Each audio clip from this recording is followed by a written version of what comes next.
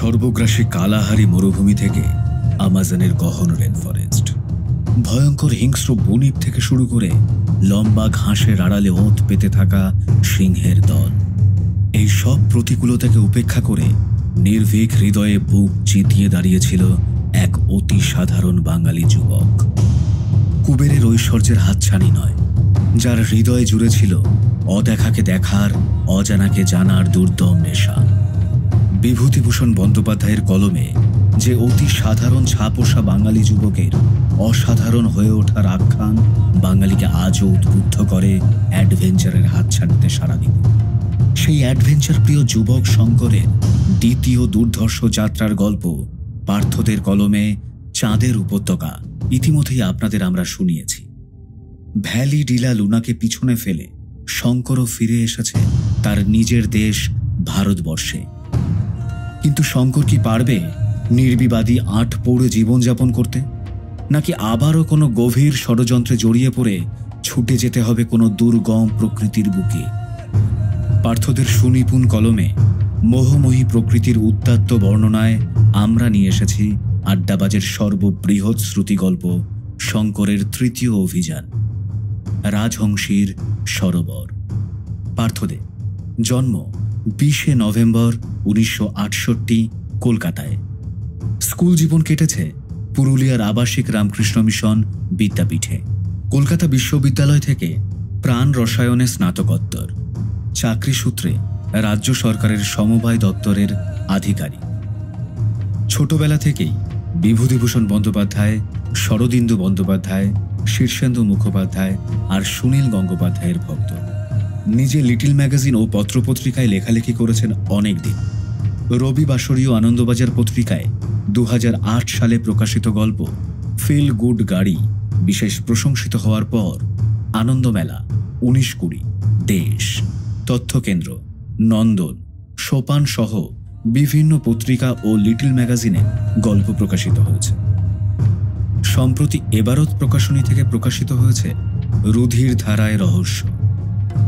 বিভূতিভূষণ বন্দ্যোপাধ্যায়ের অমর সৃষ্টি চাঁদের পাহাড়ের সিকুয়েল হিসেবে লেখকের লেখা শঙ্করের দুঃসাহসিক অভিযানের দুটি উপন্যাস, চাঁদের উপত্যকা এবং রাজহংসীর সরোবর নিয়ে প্রতিভাস প্রকাশনী থেকে তার প্রথম বই প্রকাশিত হয়। এই সামগ্রিক উপস্থাপনায় সহযোগিতা করেছে অডিও ভিউ। গল্পের জন্য 221B হ্যারিসন রোড, হরতনের গোলাম, story with Ari, story of tomorrow Bangla YouTube channel. বিভিন্ন স্বাদের নতুন নতুন গল্প শুনতে চ্যানেলগুলি অবশ্যই সাবস্ক্রাইব করুন। লিংক এই গল্পের ডেসক্রিপশনে দেওয়া রইল। এখন আপনারা শুনবেন রাজহংসী সরোবর অন্তিম পর্ব।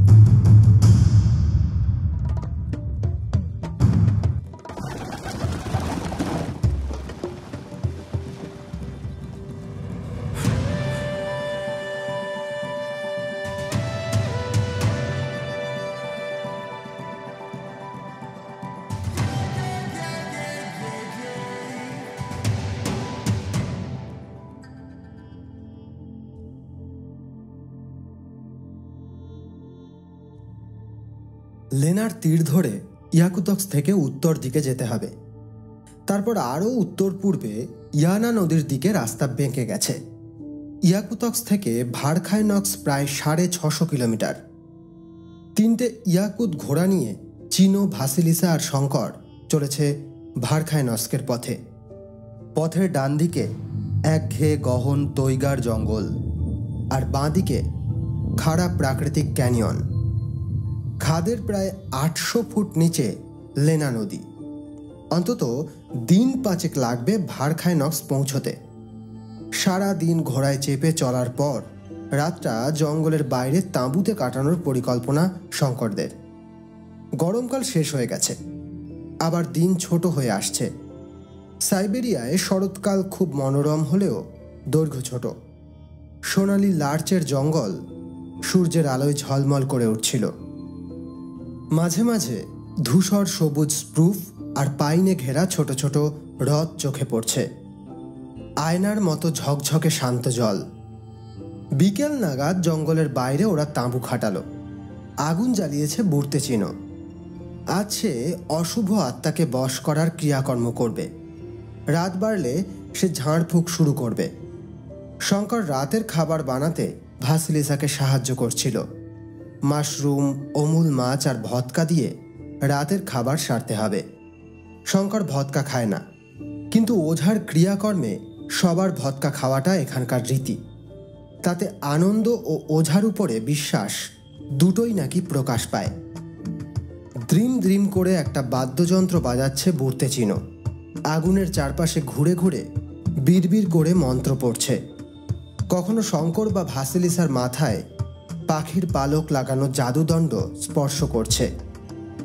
বুড়িয়াত ওঝাদের মতে মানবদেহের তিনটি অংশ, ওইয়ে, আমিন আর সুনিয়েসান। ওইয়ে হলো রক্ত মাংসের শরীরের অংশ, শ্বাস প্রশ্বাসের অংশ হলো আমিন, এবং এই অংশ শরীর ছেড়ে বেরিয়ে গেলে মৃত্যু হয়। সুনিয়েসান হলো মানবাত্মার অংশ। ঘুমের সময় সুনিয়েসান শরীর ছেড়ে বাইরে ঘুরে বেড়ায়। বুর্তেচিনোর আজকের ক্রিয়াকর্মের উদ্দেশ্য মানুষের শরীরের এই তিনটে অংশকে পরিশুদ্ধ করে আত্মাকে আরও একাগ্র ও সহনশীল করে তোলা, আত্মার ভিতরকার অসীম শক্তিকে জাগিয়ে তোলা। যে কোনো রকম লড়াইয়ে মানুষের আসল শক্তি আত্মা, রক্ত মাংসের শরীর নয়। আত্মার শক্তি অজেয়কে জয় করতে পারে। বুড়িয়াত মঙ্গল ভাষায় চিনো বিড়বিড় করে মন্ত্র আওড়াচ্ছে। ঢলঢলে জোব্বার মতো পোশাকে অদ্ভুত অপার্থিব রূপ তার। শঙ্কর আর ভাসিলিসা আগুনের দিকে তাকিয়ে আছে। শঙ্করের হাতে একটা পাত্রে ভদকা, তাতে মৃদু চুমুক দিচ্ছে। চাঁদ আজ মেঘের পেছনে লুকিয়েছে। লেনা নদীর এই বিস্তীর্ণ উপত্যকা নির্জনতায় ডুবে আছে। চিনোর মন্ত্রের গুনগুন ছড়িয়ে পড়ছে জঙ্গল থেকে খাড়া নদী খাদের দিকে।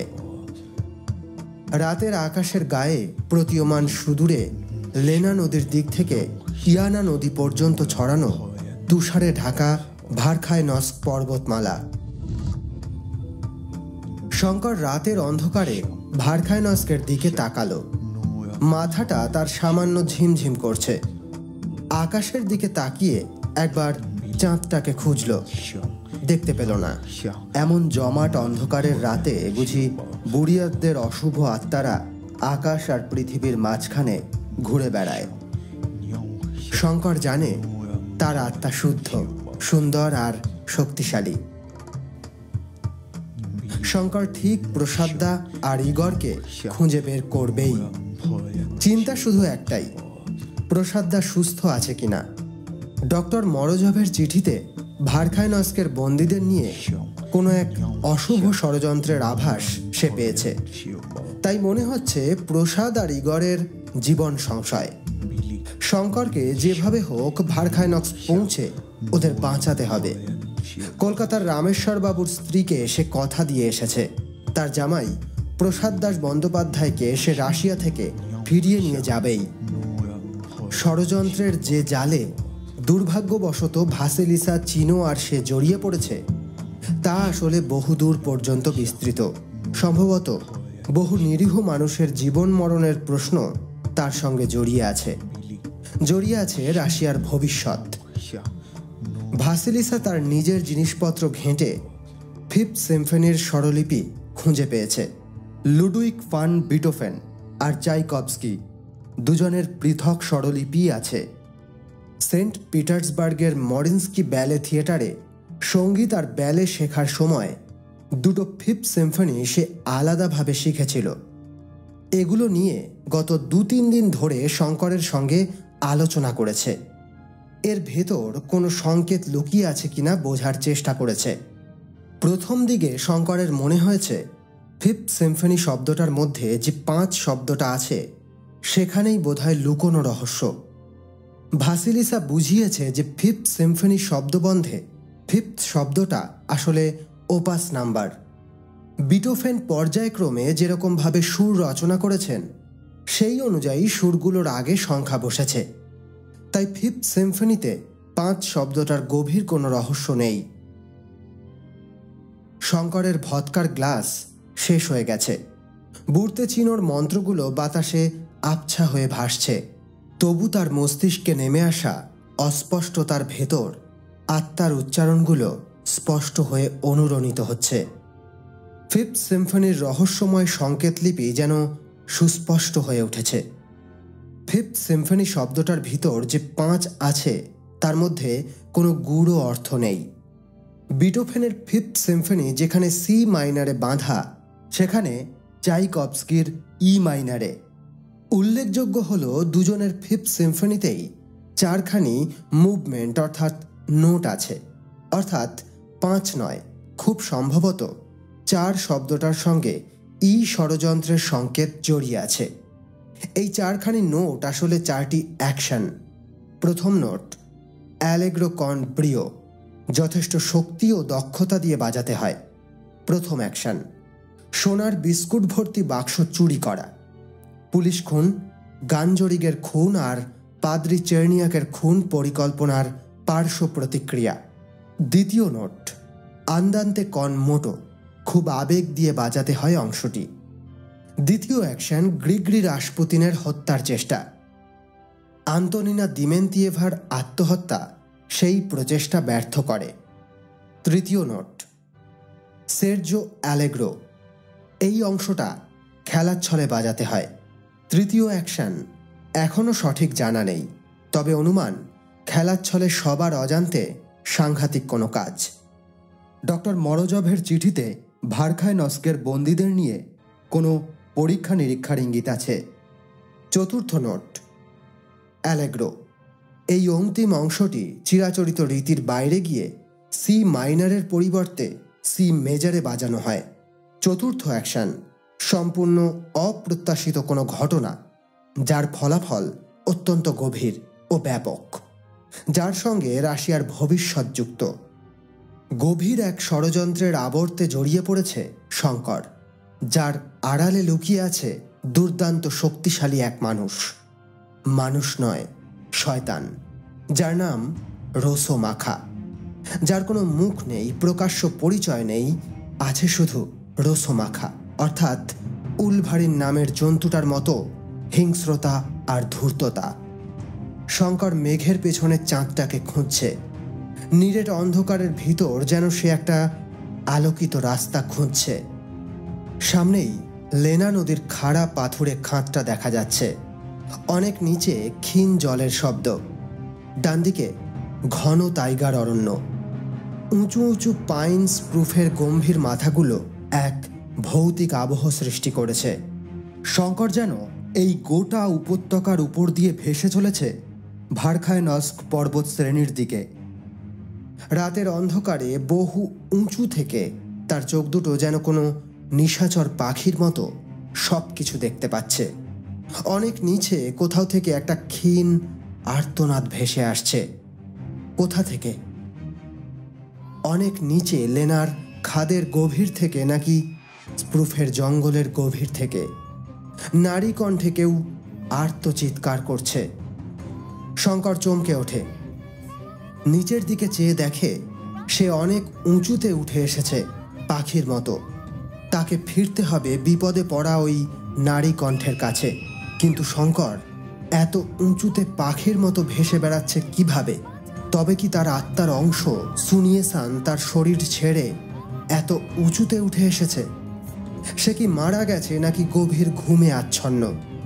বুর্তেচিনো বলেছিল মানুষ ঘুমিয়ে পড়লে তার অস্তিত্বের তৃতীয় অংশ সুনিয়েসান শরীর ছেড়ে বেরিয়ে পড়ে। শঙ্কর কি এখন ভূপৃষ্ঠ ছেড়ে অনেক উঁচুতে ভেসে বেড়াচ্ছে? তাকে দ্রুত পৌঁছতে হবে সাহায্য প্রার্থী সেই নারী কণ্ঠের কাছে। সে দ্রুত নিচে ফেরার চেষ্টা করে, কিন্তু তার হাত দুটো অসাড় হয়ে উঠেছে কেন? তার হাত দুটো কি পাখির ডানার মতো হয়ে গেছে? শঙ্করের মাথাটা ঝিমঝিম করে ওঠে। নারী কণ্ঠের আরতি যেন ক্রমে খুব কাছে এগিয়ে আসছে। ভাসিলিসা কি হয়েছে ভাসিলিসার? শঙ্কর নড়াচড়া করতে পারছে না কেন? তার চোখের সামনে অস্পষ্ট ধোঁয়ার মতো সবকিছু। একটি কান্নায় ভেঙে পড়া নারীর মুখ, স্বর্ণকেশী, ভাসিলিসাই তো। তাকে ঘিরে অনেকগুলি মুখ অশুভ আত্মার মতো, প্রেতের মতো।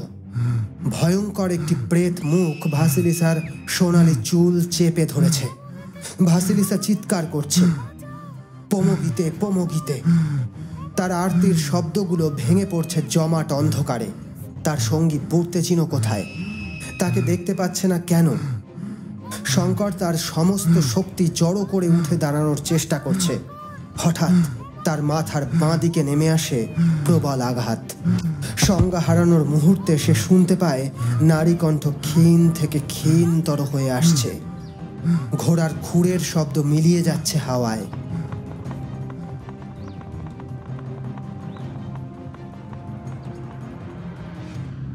শরীরে অসহ্য যন্ত্রণা নিয়ে শঙ্কর জেগে উঠল। সূর্যের রশ্মির তীব্র ফলা তার দু চোখ যেন অন্ধকার করে দিল। ফের চোখ বুজে নিল সে। তারপর ধীরে ধীরে চোখ খুলল। এখন মধ্যাহ্ন, মাথার উপরে সূর্য। চারপাশে চোখ বোলালো, কোথাও কেউ নেই। তার নিজের উপর ভীষণ রাগ হচ্ছে, আক্ষেপও হচ্ছে। ইস, ভদকা! শুধু ভদকার নেশায় সে অচেতন হয়ে পড়েছিল। না হলে ভাসিলিসাকে সে বাঁচাতে পারত। বুর্তেচিনো কোথায়? সে ষড়যন্ত্রের মধ্যে নেই তো? মানুষটা রহস্যময়, কিন্তু শঙ্করের কখনো বিশ্বাসঘাতক মনে হয়নি। তাহলে কি বুর্তেচিনো খুন হলো আততায়ীর হাতে? আচমকা ক ক শব্দে চমকে উঠে দেখে বুর্তেচিনোর পোষা মোরগটা একটু দূরে ছোটাছুটি করছে। শঙ্কর উঠে দাঁড়িয়ে সেদিকে এগোয়। দেখে পাথরের উপরে চিনোর নিস্পন্দ শরীরটা পড়ে আছে। ওর দেহটা ঘিরে মোরগটা ছোটাছুটি করছে। লোকটা উপুর হয়ে পড়ে আছে, মাথার পেছনে জমাট বাঁধা রক্ত। শঙ্কর দেহটা উল্টে সোজা করে দেয়। সজাগ কান পাতে তার বুকে। ধীরে ধীরে এক টুকরো ফিকে হাসি ফুটে ওঠে শঙ্করের মুখে। উত্তর চীনের হলুদ নদী হুয়াংহোর ধারে ছোটবেলাটা কেটেছে ডক্টর জিংয়ের। তখন তার নাম ছিল জিনজিয়াং। হলুদ নদী তাকে কিছু দেয়নি, সবকিছু কেড়ে নিয়েছিল। ঘর বসত, জমি জিরেত, এমনকি বাবা মা আর 3 ভাই বোন সবাই ভেসে গিয়েছিল বন্যার জলে। গাঁয়ের এক জাহাজি মানুষের সঙ্গে চলে এসেছিল শানদং উপদ্বীপ অঞ্চলের কিংদাও বন্দরে। সেই কিশোর বয়সে হলুদ নদীর দেশ থেকে হলুদ সাগরের দেশ কিংদাও এসে তার যে নতুন জীবনটা শুরু হয়েছিল সেটা কিন্তু আর রং ফিরে পায়নি। সে জীবন ছিল এক কালো জীবন। আফিম, জিনসেং আর হাইসেন চোরাচালানের এক অন্ধকার জগৎ। হলুদ সাগরে সাংহাই, কিংদাও আর শিওলের ত্রিভুজাকৃতি অঞ্চল জুড়ে তার দাপট বাড়তে লাগল। চোরাচালানকারীদের জগতে তিনি ডক্টর জিং নামে পরিচিত হয়ে উঠলেন। আসলে তিনি ছোটবেলা থেকে পড়াশোনায় মেধাবী ছিলেন, বই পড়তে ভালোবাসতেন। অন্ধকার জগতে প্রবেশের পরেও তিনি সমানে জ্ঞান চর্চা চালিয়ে গেছেন। বিদ্যাচর্চার প্রতি নিষ্ঠার কারণে জ্ঞান বিজ্ঞানের জগতে তার পরিচিতি বাড়ল। চীনা আয়ুর্বেদিক আর হোমিওপ্যাথি চর্চার জন্য সুনাম পেলেন। তিনি দেশ বিদেশের বিজ্ঞানীদের সঙ্গে চিঠিপত্রের মাধ্যমে যোগাযোগ গড়ে তুললেন। তবে তার অন্ধকার জগতের পরিচয়টা গোপন থেকে গেল। ডক্টর জিং একদিকে যেমন বিদ্বান হয়ে উঠলেন, অন্যদিকে কিংদাও বন্দর শহরে তার বাড়িতে বিপুল বৈভব জমা হলো। সেখানে থাকেন তার স্ত্রী মেইফেন আর একমাত্র সন্তান লিয়াং। সন্তানকে তিনি অন্ধকার জগৎ থেকে দূরে রেখেছিলেন। ইচ্ছে ছিল তার ছেলেকে বিজ্ঞানী তৈরি করবেন, নিজের অপূর্ণ ইচ্ছাগুলো ছেলের মধ্যে দিয়ে পূর্ণ করবেন। 1897 সাল নাগাদ ডক্টর জিংয়ের জীবনে আবার একটা ঝড় এলো। প্রথম চীন জাপান যুদ্ধের পর গোটা শানদং এলাকায় জার্মানি ঘাঁটি গাড়ল। জার্মান সম্রাট দ্বিতীয় উইলহেম চেয়েছিলেন কিংদাও শহর অঞ্চলে জার্মান দুর্গ গড়ে উত্তর পূর্ব এশিয়া আর হলুদ সাগর অঞ্চলে কবজা করতে। প্রতিবেশী দেশ জাপানের কাছে নাস্তানুবুদ হওয়ার পর চীনে হলুদ সাগর লাগোয়া অঞ্চলে জার্মান ঘাঁটি গড়ে ওঠায় চীন ভাবল এবার জাপান জব্দ হবে, তাই জার্মানদের তেমন বাধা দিল না। কিংদাও অঞ্চলে তখন জার্মানরা দুর্গ গড়েছে, রেল লাইন পাচ্ছে আর ক্যাথলিক চার্চ বানাচ্ছে। চীনাদের অনেকে ধর্মান্তরিত হয়ে খ্রিস্টান হতে শুরু করেছে। বৌদ্ধ চীনাদের একটা অংশ তখন শুরু করল ইহেকুয়ান বিদ্রোহ বা বক্সার আন্দোলন। ডক্টর জিংয়ের ছেলে লিয়াংয়ের বয়স তখন মাত্র 16 বছর। রক্তে তার কে যেন ভরে দিল বিদ্রোহের উন্মাদনা। তখন সে গুপ্ত দলের সদস্য, লাঠি খেলা, মার্শাল আর্ট, তলোয়ার চালনায় দক্ষ হয়ে উঠেছে। হৃদয়ে দেশাত্মবোধের আগুন জ্বালিয়ে গ্রামের তরুণদের সঙ্গে লিয়াং চলল ক্যাথলিক চার্চ পোড়াতে। জার্মানরাও প্রতিরোধ গড়ে তুলল। খণ্ডযুদ্ধ বেঁধে গেল। লড়াইয়ের মাঝে আরও কিছু তাজা তরুণ চীনা যুবকের সঙ্গে সদ্য যুবা লিয়াংয়ের দেহটাও মাটিতে লুটিয়ে পড়ল। একমাত্র সন্তান লিয়াংয়ের মৃত্যুতে ডক্টর জিং তখন শোকে পাথর। হৃদয়ে জার্মানির প্রতি অসীম ঘৃণা, প্রতিশোধের সুযোগ খুঁজছেন। জার্মানির সমশক্তি সম্পন্ন দেশ রাশিয়ার সঙ্গে যোগাযোগ বাড়ালেন। অন্ধকার জগতে শক্তি বাড়ানোর জন্য তার চোরাচালানের পরিধি ভ্লাদিভস্তক ছুঁয়ে ফেলল। পুত্র শোকে যখন তিনি কাতর, তখন একদিন ভ্লাদিভস্তক বন্দরে একটি বছর 8 ছেলেকে দেখতে পেলেন। ছেলেটি ছোটোখাটো চুরি করে বেড়ায়। লোকে ভোর মিখাইল বলে ডাকে। ডক্টর জিং ভাবলেন তার হারানো সন্তানকে ফিরে পেলেন। ধীরে ধীরে সেই ছোট মিখাইল হয়ে উঠেছে ভ্লাদিভস্তকের ত্রাস, ভলকি মিখাইল। ডক্টর জিংয়ের চীন, কোরিয়া, রাশিয়াব্যাপী চোরাচালানের অন্ধকার জগৎ চালায় মিখাইল ভলকভ আর হাইলাং। ইদানিং ডক্টর জিং বুঝতে পারছেন মিখাইল ভলকভ ক্রমে একটা হৃদয়হীন খুনে যন্ত্রে পরিণত হচ্ছে। যে তার নিজের বাবাকে খুন করতে পারে, তার হৃদয় বলেই কোনো বস্তু নেই। মিখাইল স্বভাব, চরিত্র, শিক্ষা দীক্ষায় তার নিজের সন্তান লিয়াংয়ের সমকক্ষ হতে পারেনি। তাছাড়া বিজ্ঞানী উইলহেলম জেহানসেন সম্প্রতি জিন বলে যে শব্দটি উল্লেখ করেছেন, তা ডক্টর জিং নিজেও অনুধাবন করতে পারছেন। ভয়ঙ্কর স্বভাবের মিখাইল ভলকভ কখনো তার নিজের জিনের অংশ হতেই পারে না। চীন, কোরিয়ায় চোরাচালানের ব্যবসার পরিধি ছাড়িয়ে রাশিয়ায় প্রভাব বিস্তারের সঙ্গে সঙ্গে জার প্রশাসনের অনেক কর্তা ব্যক্তির সঙ্গেও তার যোগাযোগ ঘটেছে। এই যোগাযোগের মূল সূত্র রাশিয়ার পুলিশের গুপ্তচর সংস্থার বড় কর্তা ভিতালি ব্রুঝাক। তার সাহায্যেই ডক্টর জিংয়ের হাত এখন সেন্ট পিটার্সবার্গ পর্যন্ত বিস্তৃত। সেই সর্বশক্তিমান মানুষটি, যিনি উঁচু মহলে রোসোমাখা নামে পরিচিত, তার প্রশ্রয়ের হাতটিও এখন তার মাথায়। ডক্টর মরোজভের সঙ্গে তার চিঠিতে যোগাযোগ দীর্ঘদিনের। বছর 3 আগে মস্কোয় এক বিজ্ঞান সভায় মরোজভের সঙ্গে লিংয়ের সামনাসামনি আলাপও হয়েছিল। কৃষি বিজ্ঞানের অগ্রগতির পরিকল্পনা নিয়ে ডক্টর মরোজভের বক্তৃতা ছিল। সেই সভায় ভিতালির সৌজন্যে বিজ্ঞানী ও কৃষি উদ্যোগী হিসেবে ডক্টর জিংও হাজির ছিলেন। তারপর থেকে দুজনের পত্রালাপে বিজ্ঞান চর্চা আরও বেড়েছে। গত বছর সেপ্টেম্বর মাস থেকে ডক্টর মরোজভ উত্তর পূর্ব সাইবেরিয়া থেকে যে চিঠিগুলো লিখেছিলেন, সেগুলো পড়ে ডক্টর জিং বুঝতে পারেন উনি চমকপ্রদ কিছু একটা আবিষ্কার করতে চলেছেন। এর পরেও চিঠিগুলো থেকে পরিষ্কার হয় যে ডক্টর মরোজভ খুব সম্ভবত তেজস্ক্রিয় মৌল ইউরেনিয়ামের আকরিক পিচ ব্লেন্ডের খনি আবিষ্কার করেছেন। ডক্টর জিং অবশ্য হেনরি বেকরেল, রন্টজেন আর মেরি কুরির প্রকাশিত গবেষণাপত্রগুলো থেকে ইতিমধ্যে তেজস্ক্রিয় মৌলের বিষয় জেনেছে। মেরি কুরির আবিষ্কার রেডিয়ামের তেজস্ক্রিয় বিকিরণ যেমন চিকিৎসা শাস্ত্রে ব্যবহার করা যায়, তেমনি ভয়ঙ্কর অস্ত্র তৈরিতেও ব্যবহার সম্ভব বলেই তার ধারণা। এতদিনে তার সন্তানের মৃত্যুর প্রতিশোধ নেওয়া সম্ভব হবে। তিনি মরোজভের চিঠির থেকে সাংঘাতিক আভাস পাওয়া মাত্র ভিতালির মাধ্যমে রোসোমাখার সঙ্গে যোগাযোগ করেন। তারপর শুরু হয় অপারেশন ফিফথ সিম্ফনি।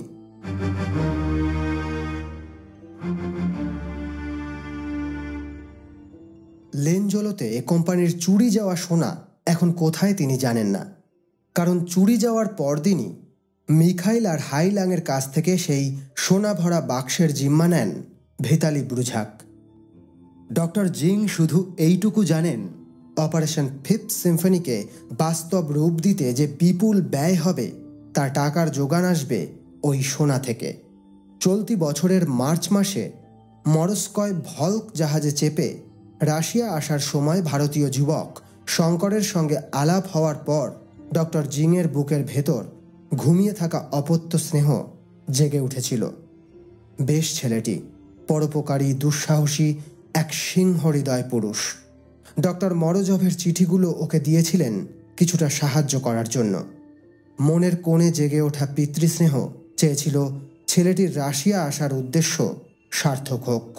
কিন্তু এই জেল কুঠুরিতে আসার পর হঠাৎ মনে পড়ল, গতকাল ডক্টর মরোজভ পাশের কুঠুরিতে ঘুলঘুলিটার সামনে দাঁড়িয়ে কি বলতে চাইছিলেন যেটা শোনা হয়নি। ডক্টর মরোজভের গবেষণার অগ্রগতি, তার তেজস্ক্রিয় মৌল ব্যবহার করে অস্ত্র বানানোর পরীক্ষা নিরীক্ষায় তিনি কতদূর সফল সেটা জানা দরকার। মরোজভ এখনও রোসোমাখার মতো যুদ্ধবাজ রাষ্ট্রনেতা অথবা গুপ্তচর সংস্থার বড় কর্তার কথা মতো তেজস্ক্রিয় বিকিরক অস্ত্র বানাতে সম্মত হবেন না, কিন্তু ডক্টর জিংকে বিশ্বাস করে তার গবেষণার অগ্রগতির কথা অনায়াসে বলে দেবেন।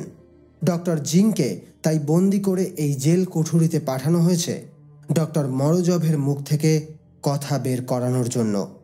এটাই ষড়যন্ত্রের অংশ, ফিফথ সিম্ফনির তৃতীয় নোট, যেটা খেলার ছলে বাজাতে হয়। সের্জো অ্যালেগ্রো।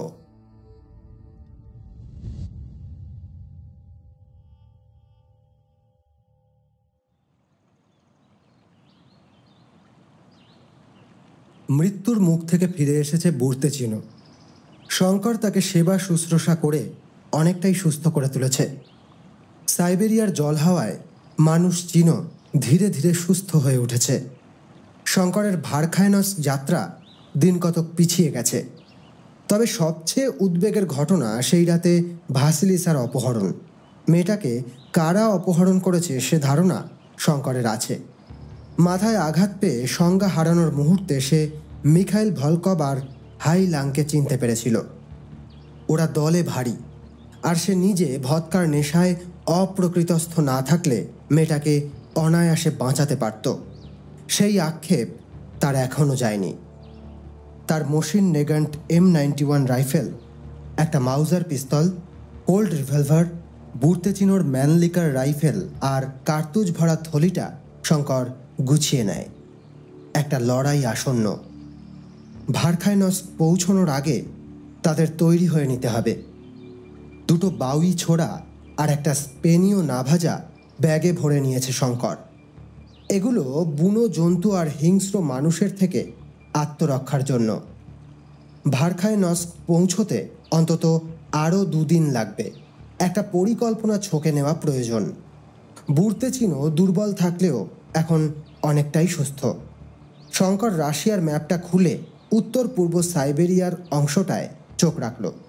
ইয়ানা নদীর পশ্চিম দিকে ভারখাইনস পর্বতশ্রেণী, দক্ষিণ দিকে উচ্চতা প্রায় 2500 মিটার থেকে কমে উত্তরে লাভতেপ সাগরের দিকে মাত্র 1000 মিটার। শেষ তুষার যুগের পর এখানে যে বিস্তীর্ণ অঞ্চল জুড়ে পুরু হিমবাহ তৈরি হয়েছে তা পেরোনো খুব একটা বুদ্ধিমানের কাজ হবে না। আবার ভারখাইনস্কের পূর্ব দিকে ইয়ানা আর ইন্ডিগিরকা নদীর মাঝখানে চেরস্কি পর্বতমালা। ডক্টর মরোজভের বর্ণনা অনুযায়ী সোয়ান লেক ইয়ানা আর ইন্ডিগিরকা নদীর মাঝামাঝি কোনো জায়গা, তবে হয়তো ইয়ানা থেকে কাছে হবে। ম্যাপে ইয়ানা আর ইন্ডিগিরকার উত্তরের নিচু অংশটার দিকে চোখ বোলাতেই শঙ্কর দেখল একটি হ্রদ, তলায় লেখা ওজেরো রিগোতুয়েভো। স্থানীয় মানুষের কাছে এই জায়গাটাই তাহলে রাজহংসীর সরোবর। ইতিমধ্যে নদীপথ ছেড়ে শঙ্কররা আরিলাক তোলন হয়ে মেগিনো আলদানের কাছে আলদান নদী পেরিয়ে ঘোড়ার পিঠে তোপোলিনয়ের দিকে চলেছে। গতকাল মেগিনো আলদানের কাছে নদী সাঁকো পেরিয়ে এসেছে।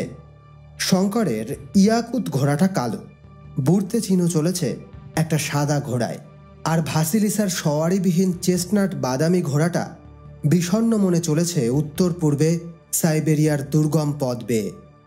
সেপ্টেম্বরের দ্বিতীয় সপ্তাহে এখন তাপমাত্রা কমতে শুরু করেছে। দিনের তাপমাত্রা 10-12 ডিগ্রির আশেপাশে।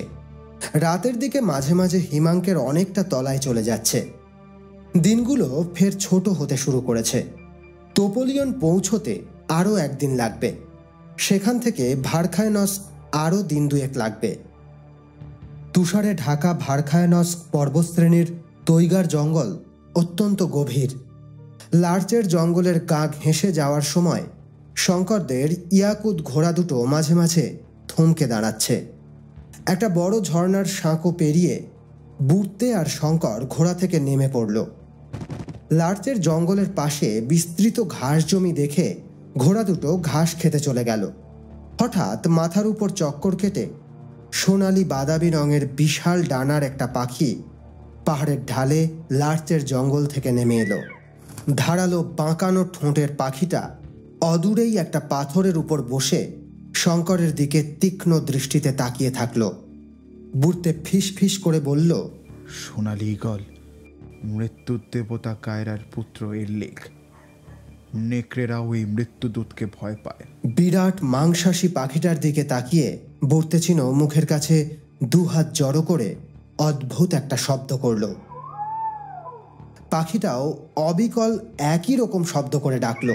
তারপর আকাশে উঠে ওদের চারপাশে 3টে চক্কর কেটে মানচিত্রে যেদিকে ভারখায়নস্ক দেখানো আছে সেদিকে তার বড় 2টি ডানা মেলে ভেসে চলল। পাখিটা হয়তো জানে যেদিকে সে চলেছে সেখানকার বাতাসে ভাসছে মৃত্যুর গন্ধ। পাখিটা যেদিকে যাত্রা শুরু করলো সেখানে 150 কিলোমিটার দূরে ইভেন উপজাতির গ্রাম। একটা নির্জন বার্জ গাছের তলায় কতগুলো বলগা হরিণ দাঁড়িয়ে আছে। ওদের নড়াচড়ার সঙ্গে গলায় বাঁধা ঘণ্টিগুলো বেজে উঠছে। একটা হাস্কি কুকুর হালকা রোদে শুয়ে সামনের উঠোনে লম্বা ঠোঁটের কার্লুর খুঁটে খাওয়া দেখছে। সামনেই একটা কাঠের বাড়ি, তার চিমনি থেকে ধোঁয়া উঠছে। বাড়ির উঠোন থেকে সারাফান পরা একটি ইভেন প্রজাতির মেয়ে 2টো কাঠের বাটিতে কিছু ফল আর মিষ্টি রুটি নিয়ে বাড়িটার মধ্যে ঢুকল। বাড়ির ভেতর একটা দরজায় তালা খুলে সে ঘরে উকি দিল। ঘরের একদিকে কুড়ুল দিয়ে কাটা লার্জ কাঠ জড়ো করা হয়েছে। কাঠের স্তূপের পাশে হাঁটুতে মুখ রেখে একটা তরুণী বসে আছে। সোনালি চুলের মেয়েটার মুখের রেখায় কত জন্মের কষ্ট জমে আছে। পাশে নোংরা খড় বিছানো মেঝেতে একটা বছর 10-এর বাচ্চা ছেলে গুটি মেরে শুয়ে আছে। তার চুলে নোংরা জমে, গালে শুকনো চোখের জল। আমি খাবার এনেছি। দরজার কাছে দাঁড়িয়ে ইভেন মেয়েটি বলল। কান্না জড়ানো গলায় ছেলেটি মেঝে থেকে উঠে দাঁড়িয়ে বলে, না, আমি খাবো না। দরজায় দাঁড়ানো মেয়েটি চুপ করে থাকে। তার পেছনে একটি ছায়ামূর্তি এসে দাঁড়ায়। তার দীর্ঘ ছায়া ঘরের ভেতরে এসে পড়ে। ঘরের ভেতর সোনালি চুলের তরুণী ভয়ে শিউরে ওঠে। দ্রুত এসে 2 হাতে বাচ্চা ছেলেটিকে জড়িয়ে ধরে বলে, পাভেল, ভয় নেই সোনা, আমি আছি। কাছাকাছি দাঁড় করানো 8-10টা নড়বড়ে কাঠের বাড়ি, সামনে বড়সড় খোলা চত্বর, দুপাশে 2টো উঁচু কাঠের ওয়াচ টাওয়ার। সেখানে পালা করে কয়েকজন সশস্ত্র কসাক পাহারা দেয়। একতলা বাড়িগুলোর সামনের খোলা চত্বর পেরোলেই উঁচু করে লাগানো কাঁটা তারের বেড়ার গণ্ডি। এটাই ভারখায়নস্কের জেলখানা। এতটা আয়োজনেরও দরকার পড়ে না, কোনো কয়েদি পালানোর প্রশ্নই নেই। কোথায় পালাবে? পশ্চিম দিক থেকে আড়াআড়ি দাঁড়িয়ে আছে ভারখায়নস্ক পর্বতমালা, আর পূবে ইয়ানা নদী পেরিয়ে চেরস্কি পর্বতমালা ইন্ডিগিরাকা নদী পর্যন্ত বিস্তৃত। উত্তরে লাপতেপ সাগরের দিকে এগোলে ঘন তাইগা বনভূমি ফিকে হতে হতে জনপ্রাণীহীন তুন্দ্রা অঞ্চলে পরিণত হয়েছে। সারা বছর মাটিতে তাপমাত্রা হিমাঙ্কের অনেক নিচে থাকার জন্য পার্মাফ্রস্টে পরিণত হয়েছে। শ্যাওলা জাতীয় উদ্ভিদ ছাড়া আর কিছু চোখে পড়ে না। চারিদিকে শুধু তুষার শুভ্র বরফে ঢাকা। বছরে 8 মাস গোটা এলাকাটা পুরু বরফের তলায় চাপা পড়ে থাকে। তার মধ্যে ডিসেম্বর থেকে মার্চ বছরের এই 4 মাস উষ্ণতা হিমাঙ্কের তলায় 50 ছুঁয়ে যায়। হিমাঙ্কের তলায় 50 শব্দটা যারা বোঝে তাদের সংখ্যা নেহাতি নগণ্য, বড়জোর 400। অবশ্য তার মধ্যে জনাসাটেক কয়েদি, জেলখানার পাহারাদার, কসাক, পুলিশ, পাচক, সরকারি কর্মচারী, ডাক্তার মিলে আরও 50 জন। বাকিরা সাইবেরিয়ার নোম্যাড মানুষেরা, ইভেন, ইভেস্কি, ইউকাঘির, চুকচি জনজাতির মানুষেরা। এখানকার নোম্যাড মানুষেরা বলগা হরিণ চড়ায়, পশুর চামড়া দিয়ে পোশাক বানিয়ে ব্যবহার করে। ভারখাইনস্কের কয়েদিদের জন্য বরাদ্দ রয়েছে কিছু কঠোর পরিশ্রমের কাজ। লার্চ প্রুসের জঙ্গলে কাঠ কাটে। গরমের মাসগুলোয় লেনা আর ইয়ানা নদীর জলপথে সেই কাঠ রাশিয়ার দক্ষিণের অঞ্চলে যায়। ভারখাইনস্ক পর্বতাঞ্চল খনিজ আকরিকের ভাণ্ডার বলা যায়। এখানকার খনিতেই কয়েদিরা কঠোর পরিশ্রম করে। কয়েদি নম্বর 27 এক শ্যামবর্ণ ভারতীয় যুবক, বয়স 30-এর কোঠায়। গভীর রাতে খুব মনোযোগ দিয়ে যার কথা শুনছিল তার বয়স 50 পেরিয়ে গেছে। এই প্রৌঢ় রুশ মানুষটি ভারতীয় যুবকের সঙ্গে একই জেল কুঠুরিতে বন্দী আছেন। তার হাতে এক দিস্তা কাগজ, বিভিন্ন মেডিকেল রিপোর্ট। হাতের একটি কাগজে তর্জনী ঠেকিয়ে রুশ মানুষটি বললেন, প্রসাদ, এটা দেখো, কয়েদি নম্বর 19 বরিসিচের মেডিকেল রিপোর্ট। গত 5 মাস ধরে লোকটা জ্বর আর শ্লেষ্মার রোগে ভুগছে, সঙ্গে বুকে ব্যথার উপসর্গ। জেলের ডাক্তারের ওষুধে কোনো কাজ হচ্ছে না। আরও আছে, এই দেখো, নিজেই দেখো। প্রসাদ কাগজগুলো খুঁটিয়ে দেখতে থাকে। এখানকার 30 জন খনি শ্রমিক যারা প্রতিদিন নতুন খনিতে কাজ করতে যাচ্ছে, তাদের প্রায় সকলের মেডিকেল রিপোর্ট নিয়ে এসেছেন তার সতীর্থ বন্দী সাংবাদিক ইগর দিমেন্তিয়েভ। এই মানুষটিকে প্রসাদ রাশিয়ায় চাকরি নিয়ে আসার পর থেকেই চেনে। মানুষটার সততা আর সাংবাদিকতা পেশায় নিষ্ঠা ও দক্ষতা নিয়ে কোনো প্রশ্ন থাকতে পারে না। একে একে কয়েদি খনি শ্রমিকদের মেডিকেল রিপোর্টগুলো প্রসাদ পরীক্ষা করে দেখে। ফিওদর, বুগাচভ, উস্তিনভ এরা সবাই গত কয়েক মাস ধরে বুকে ব্যথা, জ্বর, ক্ষুধামান্দ, নিউমোনিয়া রোগে ভুগছেন। এদের সবার রোগের উপসর্গ প্রায় একই রকম। প্রসাদের এই জায়গাটাই খটকা লাগছে। জেলের ডাক্তারের ওষুধে সামান্য উপশম হলেও ঘুরে ফিরে কয়েকদিন পর পর আবার রোগের লক্ষণ ফিরে আসছে। প্রসাদ কাগজগুলোয় রিপোর্টের পাশে লাল কালিতে ইগর দিমেন্তিয়েভের নোটগুলো খেয়াল করল। এক জায়গায় লিখেছেন, কোনো মানুষ দীর্ঘমেয়াদী সংক্রমণ ভোগার অর্থ তার প্রতিরোধ ক্ষমতা কমে গেছে। সে যক্ষা অথবা ফুসফুসের ক্যান্সারে আক্রান্ত হওয়া সম্ভব। অন্য এক জায়গায় ইগর লিখেছেন, ঘন ঘন জ্বর হওয়ার অর্থ সংক্রমণ অতি মারাত্মক। দীর্ঘকাল কাশিতে ভোগার কারণও খুব জটিল হতে পারে। এই সংক্রমণের উৎস কি? খনি অঞ্চল মানে যেখানে এই কয়েদিরা কাজ করতে যায়, সেখানে এর কারণ লুকিয়ে নেই তো? এই নতুন খনিটিতে কি জাতীয় আকরিক পাওয়া যাচ্ছে? আরও একটি মন্তব্যে উনি বলেছেন, খনি সংলগ্ন কোনো জলাশয় থেকে কি রোগ ছড়াচ্ছে? তাহলে কি সেই হ্রদের জল দূষিত? রাজহংসীর সরোবরে কি তাহলে ভয়ঙ্কর মারণ রোগের জীবাণু ছড়িয়ে আছে? প্রসাদের রিপোর্ট পড়া শেষ হলে ইগর দিমেন্তিয়েভ তার দিকে তাকিয়ে স্পষ্ট গলায় বলে ওঠেন, জেলের ডাক্তার নিয়মিত কয়েদিদের স্বাস্থ্য পরীক্ষা করেন। এই মেডিকেল রিপোর্টটায় যাদের নাম আছে তাদের মধ্যে অন্তত 10 জন গুরুতর অসুস্থ। এই তথ্যগুলো জেল কর্তৃপক্ষের কাছে আছে। তবুও এই অসুস্থ মানুষগুলোকে প্রতিদিন নতুন খনি অঞ্চলে কাজ করতে পাঠানো হচ্ছে কেন? তাহলে কি এই মানুষদের গিনিপিগের মতো ব্যবহার করা হচ্ছে? মা বগ, হায় ভগবান, কি গভীর ষড়যন্ত্র! প্রসাদ চিন্তিত মুখে তাকায়। সে ইগর দিমেন্তিয়েভ সহ আরও কয়েকজন বন্দী যারা আঙ্গার্স কাণ্ডে গ্রেপ্তার হয়েছে, তারা পাশাপাশি 2টো সেলে থাকে। লার্চের জঙ্গলে কাঠ কাটার মতো পরিশ্রমের কাজ করতে হলেও এখনও পর্যন্ত জেল কর্তৃপক্ষ তাদের খনি অঞ্চলে কাজ করতে পাঠায়নি। তবে ইতিমধ্যে কানাঘুষো শোনা গেছে এখানকার প্রত্যেক বন্দীকেই বিভিন্ন দলে ভাগ করে নতুন খনিতে কাজ করতে পাঠানো হবে। বুকটা ভারী হয়ে ওঠে প্রসাদের। একটা দীর্ঘশ্বাস পড়ে। আজ কতদিন সে তার শস্য শ্যামলা বাংলাকে দেখেনি। তার পরিবার পরিজনদের থেকে দূরে নির্বাসনে যদি তার মৃত্যু হয়, সে বড় অগৌরবের কথা। তার বুকের ভেতরটা খাঁ খাঁ করে, একরাশ শূন্যতা এসে তাকে গ্রাস করে। হঠাৎ সে ইগরের দিকে তাকিয়ে মৃদু কণ্ঠে বলে, যদি আমরা এখান থেকে পালাই ইগর? সেটা বোধহয় ঠিক হবে না। এতগুলো মুমূর্ষ মানুষকে ফেলে পালানোটা কাপুরুষের কাজ হবে। তাছাড়া আমি ষড়যন্ত্রের শেষটুকু দেখতে চাই। ঠিক। প্রসাদ ইগরের কথায় সায় দেয়। একটা শব্দ শোনা যায়। ওদের জেলকুঠুরি দরজায় কেউ করাঘাত করছে। ইগর দরজার কাছে গিয়ে কান পাতে। ওপাশে তালা খোলার শব্দ শোনা যায়। দরজা খুলে মুখ বাড়ায় একজন পাহারায় থাকা কসাক। লাল চুলের কসাকটার মুখের ভাষা বড় বিশ্রী।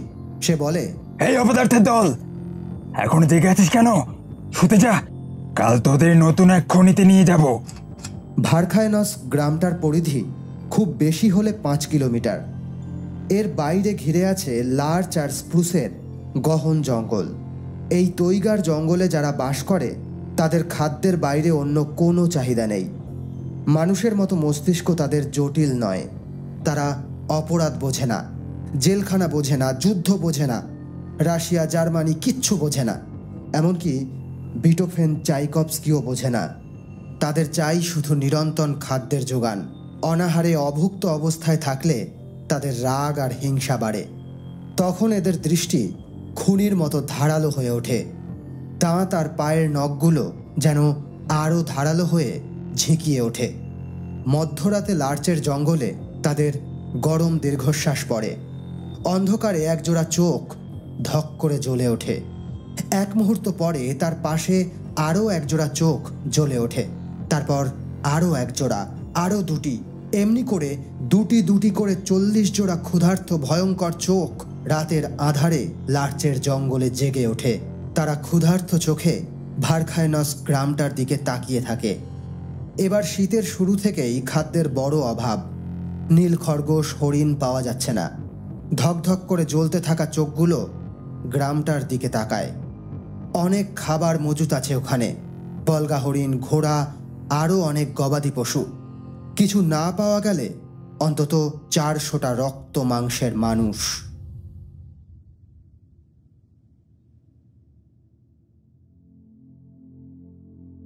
রেডিয়াম 226 তেজস্ক্রিয় বিকিরণের মাধ্যমে রেডন গ্যাসে পরিণত হয়। রেডন নিষ্ক্রিয় গ্যাস। ফ্রেডরিক ডর্ন এই গ্যাসের অস্তিত্ব আবিষ্কার করেন বছর 15 আগে। আর হাল আমলে উইলিয়াম র্যামসে রেডন পৃথক করেছেন। ডাক্তার জিং, তুমি জানো আমাদের অ্যাটমসফিয়ারেই রেডন আছে অন্য নিষ্ক্রিয় গ্যাসের সঙ্গে মিশে। তাই রেডিয়াম থেকে যখন ভেঙে রেডন তৈরি হয় তখন আমাদের ক্ষতির আশঙ্কাটা অনেক বেড়ে যায়। ঘুলঘুলির পাশে দাঁড়িয়ে ডক্টর মরোজব উত্তেজিত কণ্ঠে কথাগুলো বলে যান। এ পাশের জেলকুঠুরিতে দাঁড়িয়ে ডক্টর জিং মন দিয়ে শুনে যান। তার মনের ভেতর প্রশ্ন জাগে, রেডন বা রেডিয়ামের তেজস্ক্রিয় বিকিরণ মানবদেহের মারাত্মক ক্ষতি করলেও তা দিয়ে কি আদৌ কোনো অস্ত্র বানানো সম্ভব যা জার্মানির মতো একটা দেশকে ধুলোয় মিশিয়ে দেবে? ডক্টর মরোজব বলে চলেন, বাতাসে বা জলে দ্রবীভূত রেডনের মাত্রা 4 পিকোকুরি প্রতি লিটারে বেশি হয়ে গেলে তা মানুষের শরীরের পক্ষে মারাত্মক ক্ষতিকারক। গত প্রায় 1 বছর ধরে আমি ভারখায়নস্কের জেলে বন্দী অনেক কয়েদিদের পরীক্ষা করে দেখেছি। তারা ফুসফুসের ক্যান্সারে আক্রান্ত। ডাক্তার জিং জানেন, এদের গত প্রায় 1 বছর ধরে ইউরেনিয়ামের আকরিক পিচ ব্লেন্ডের খনিতে নিয়ে যাওয়া হচ্ছে। আমার স্থির বিশ্বাস দীর্ঘদিন ধরে ইউরেনিয়ামের তেজস্ক্রিয় বিকিরণের ফলে রেডিয়াম তৈরি হয়েছে, যা আরও তেজস্ক্রিয় বিকিরণের ফলে রেডন 222 আর রেডন 218 আইসোটপে পরিণত হয়েছে। বাতাসে ব্যাপনের মাধ্যমে ছড়িয়ে পড়ার জন্য রেডনের ঘনত্ব কম হতে পারে, কিন্তু আমার ধারণা খনির তলায় ফাটলের মাধ্যমে এই রেডন গ্যাস খনি সংলগ্ন এলাকায় রাজহংসী সরোবরে মিশে যাচ্ছে। এর ফলে ওই হ্রদের জলে রেডনের ঘনত্ব এতটা বেড়েছে যা স্বাভাবিক মাত্রার চেয়ে অনেক বেশি। আর ঘটনাচক্রে খনি শ্রমিকদের পানীয় জলের একমাত্র উৎস ওই রাজবংশীর সরোবর। ডক্টর জিংয়ের কাছে এখনও ব্যাপারটা পরিষ্কার নয় এই রেডন গ্যাস কাজে লাগিয়ে আদৌ কোনো রাসায়নিক অস্ত্র তৈরি করা সম্ভব কিনা। তিনি নিজেও রসোমাখার মতো তেজস্ক্রিয় পদার্থের মারণাস্ত্র তৈরি করতে চান। তার কলজের ভেতর এখনও সন্তান হারানোর তীব্র শোক, এখনও রক্তের ভেতর প্রতিশোধের আগুন। আপনার উপর কোনো চাপ আছে ডক্টর মরজব? আপনাকে বন্দি করে রাখার আসল উদ্দেশ্যটা কি? বেশ আবেগ দিয়ে নাটকীয় ঢঙে বলেন ডক্টর জিং। এক পাগল উচ্চাকাঙ্ক্ষী রাষ্ট্রনেতা এই তেজস্ক্রিয় পদার্থগুলো কাজে লাগিয়ে যুদ্ধ জয় করতে চাইছে, তেজস্ক্রিয় পদার্থের বোমা বানাতে চাইছে। অথচ এই সামান্য পরিমাণ রেডিয়াম বা রেডন দিয়ে তার সম্ভব নয়। আর সম্ভব হলেও আমি মানুষের মৃত্যু যজ্ঞে সামিল হতাম না। জিং মনে মনে আশাহত হলেও মরজবের কাছ থেকে অস্ত্র বানানোর সম্ভাবনা নিয়ে প্রশ্ন করে যান। অপারেশন ফিফথ সিম্ফনির শেষ নোট অ্যালেগ্রো, যেটা মাইনর থেকে মেজরে উঠে বাজাতে হয়। এখানেই নাটকীয়তা, এটাই অন্তিম অ্যাকশন। তেজস্ক্রিয় পদার্থের বোমা বানিয়ে জার্মানিকে আক্রমণ করে ধূলিসাৎ করা। ওদিকের কুঠুরিতে ডক্টর মরজব অন্যমনস্কভাবে বলতে শুরু করেন, রেডনের অর্ধ আয়ুকাল খুব কম। তাছাড়া রেডিয়াম বা রেডন দুটোই প্রকৃতিতে যথেষ্ট কম। সেগুলো দিয়ে ক্ষতিকারক অস্ত্র বানাতে অন্তত কয়েক টন রেডিয়াম বা রেডন প্রয়োজন, যা অবাস্তব, কারণ এগুলো পৃথিবীতে বিরল। মরজব ঠোঁট কামড়ে একটু ভেবে বলেন, ইউরেনিয়াম প্রকৃতিতে পিচব্লেন্ড বা অন্য আকরিক যথেষ্ট পরিমাণে পাওয়া যায়। ইউরেনিয়াম 238 বেশি পাওয়া যায়, তুলনায় ইউরেনিয়াম 235 কিছুটা কম। আমার বিশ্বাস ইউরেনিয়ামের পরমাণু নিউক্লিয়াসে যে বিপুল শক্তি ও সম্ভাবনা নিহিত আছে তাকে কোনোভাবে বের করে আনতে পারলে ইউরেনিয়াম পরমাণু বোমা বানানো সম্ভব। অবশ্য এই মুহূর্তে এসব নেহাত কষ্টকল্পিত ব্যাপার, তবে ভবিষ্যতে একদিন হয়তো ইউরেনিয়ামের পরমাণু শক্তি বের করে আনা সম্ভব হবে। তবে আমি চাইব সেদিন যেন না আসে, কারণ রসোমাখার মতো মানুষ সে আবিষ্কার ধ্বংসের জন্য কাজে লাগাবে। কথাগুলো বলতে পেরে ডক্টর মরজব যেন অনেকটা হালকা হলেন। ঘুলঘুলির উল্টো দিকের কুঠুরিতে ডক্টর জিংয়ের বুকের ভিতর একটা পুরনো শূন্যতা ফিরে এলো। আবার সেই যন্ত্রণাটা যেন বুকের ভেতর পাথর হয়ে বসেছে। ডক্টর মরজবের জেলকুঠুরির দরজায় ফের দীর্ঘ ছায়ার মালিক সেই যমদূতের কায়াটি হাজির হয়েছে। তার সঙ্গে আজ আরেকটি খর্বাকায় ছায়া হাজির। সেদিকে তাকিয়ে মরজব কেঁপে উঠলেন। ঘুলঘুলির উল্টো দিকে পাশের কুঠুরির মানুষ ডক্টর জিং বুঝলেন তার পালিত পুত্র, ভয়ঙ্কর সেই কিলিং মেশিন এসেছে। এতদিন পর আজ সেই সময় আসন্ন। ডক্টর মরজব আর তাকে আজ হেঁটে যেতে হবে অনিশ্চিত ভবিষ্যতের দিকে।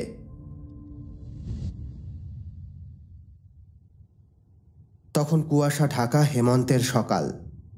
ভারখাইনস গ্রামটার বাইরে দিকে লার্চের জঙ্গলটার কাছাকাছি এসে নাকে বাতাস টেনে বুড়তেচিনো বলল, এখানের হাওয়ায় মৃত্যুর গন্ধ পাচ্ছি আমি। একটা চেনা শব্দে সচকিত হয়ে শঙ্কর আকাশের দিকে মুখ তুলে দেখে মাথার উপর সোনালি ঈগলটা চক্কর কাটছে। লার্চের জঙ্গলটা পেরিয়ে এখন উঁচু টিলার উপরে ওরা দাঁড়ালো, রোদ ওঠার অপেক্ষায়। গ্রামের অন্য প্রান্তে তখন জেলখানায় নির্বাসিত কয়েদিরা তৈরি হচ্ছে খনিতে খাটতে যাওয়ার জন্য। খনি শ্রমিকের পুরনো দলটার সঙ্গে আজ বাকি আরও 15 জনকে যুক্ত করা হয়েছে। এদের মধ্যে আঙ্গার্স্কের পুলিশ খুনে অভিযুক্ত কয়েদি প্রসাদ দাস বন্দ্যোপাধ্যায়, ইগর দিমেন্তিয়েভ এবং আরও কয়েকজন কয়েদি আছেন। কাঠের ঘরগুলোর বাইরে ওদের ষাঁড় বেঁধে দাঁড় করানো হয়েছে। ওদের গায়ে মলিন পশমের জামা, হাতে লোহার শিকল পরানো। বুগাচর, ফিওদর আর উস্তিনভের মতো কয়েকজন অসুস্থ কয়েদি ভালো করে দাঁড়াতেও পারছে না। একজন রাইফেলধারী দড়ি পাকানো চেহারার কসাক ভেংচি কেটে বলল, কোমরের জোর কমে গেল নাকি? ঠিক করে দাঁড়াও। গতকাল থেকে তুষারপাত শুরু হয়েছে। পুরু সাদা বরফে ঢাকা পড়ে গেছে চারপাশ। লার্চ আর স্প্রুসের ডালপালার উপর বরফের আস্তরণ। বাতাসে ঝুলন্ত ভারী কুয়াশার পেছনে সবকিছু অস্পষ্ট হয়ে আছে।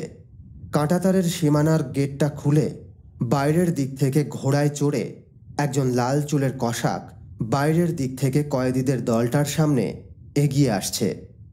ভোরের দিকে সে জেলখানা সংলগ্ন এলাকা টহল দিতে বেরিয়েছিল। এগিয়ে এসে লোকটা উত্তেজিত গলায় বলল, ভালকিয়া ক্রোচাইতে এত দেরেভেনিয়া গ্রামটা নেকড়ের দল ঘিরে ফেলেছে। ইভানদের গ্রাম থেকে নেকড়েরা কয়েকটা বলগা হরিণ টেনে নিয়ে গেছে। শোনা মাত্র কয়েদিদের চোখ মুখে আতঙ্ক ছড়িয়ে পড়ল। এমন একটা কুয়াশাচ্ছন্ন ঠান্ডা দিনে নেকড়েরা গ্রামের বাইরে জড়ো হয়েছে মানে তারা ক্ষুধার্ত।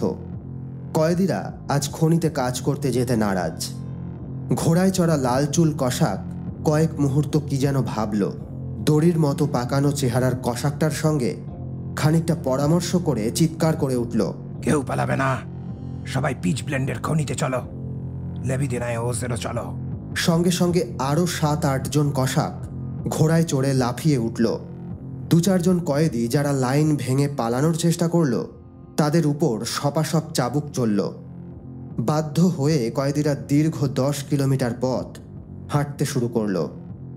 ঘোড়ায় চেপে শঙ্কর উঁচু টিলাটা থেকে নেমে জঙ্গলের পাশ দিয়ে গ্রামে ঢোকার মুখে দেখল রাস্তায় টাটকা রক্তের দাগ। আরেকটু এগোতেই চোখে পড়ল 2টি মৃত বলগা হরিণের শবদেহ। গলা আর পেটের কাছটা খুবলে খাওয়া। শঙ্কর সতর্ক হল। এরকম শিকারের ধরন সে খুব ভালো করে চেনে। হঠাৎ বুড়তেছিল মুখে আঙুল দিয়ে আকাশের দিকে তাকিয়ে সেই চেনা শব্দটা করতেই সোনালি ঈগলটা ফের মাথার উপরে চক্কর মারতে শুরু করল। জঙ্গলে লার্চের ফাঁকে ফাঁকে জমে থাকা কুয়াশার মধ্যেও একটা নড়াচড়া শুরু হলো। শঙ্কর খেয়াল করল তার কালো ঘোড়াটা গতি মন্থর করে ফেলেছে।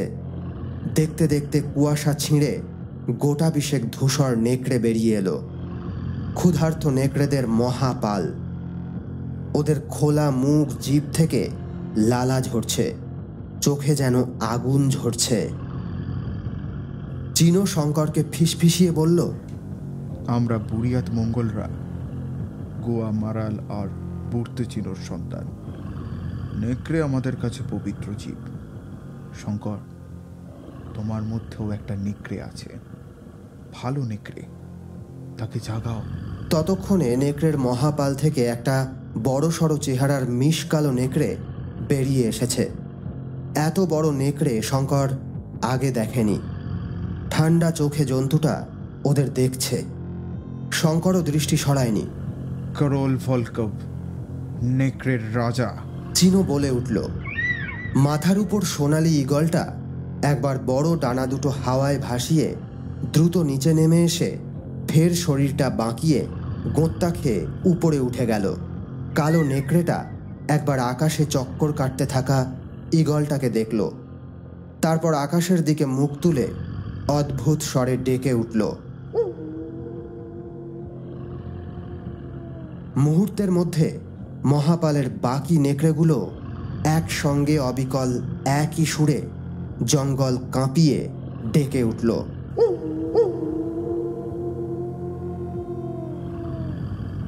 শঙ্কর দেখল কালো নেকড়েটা এখন তার দৃষ্টির নিচের দিকে নামিয়ে নিয়েছে। শঙ্করের বুড়িয়াত ঘোড়াটা আবার যেন নির্ভয়ে হাঁটতে শুরু করেছে। নেকড়ের দলটাও ওদের সমান্তরালে একটু তফাতে জঙ্গল ধরে চলতে শুরু করেছে, যেন ওরা শঙ্করকে অনুগতের মতো অনুসরণ করছে। বুড়তেছিনো তখন জয়ধ্বনি দেওয়ার মতো করে বলে উঠল, করোল ভলকভ, তুমি নেকড়ের রাজা শঙ্কর।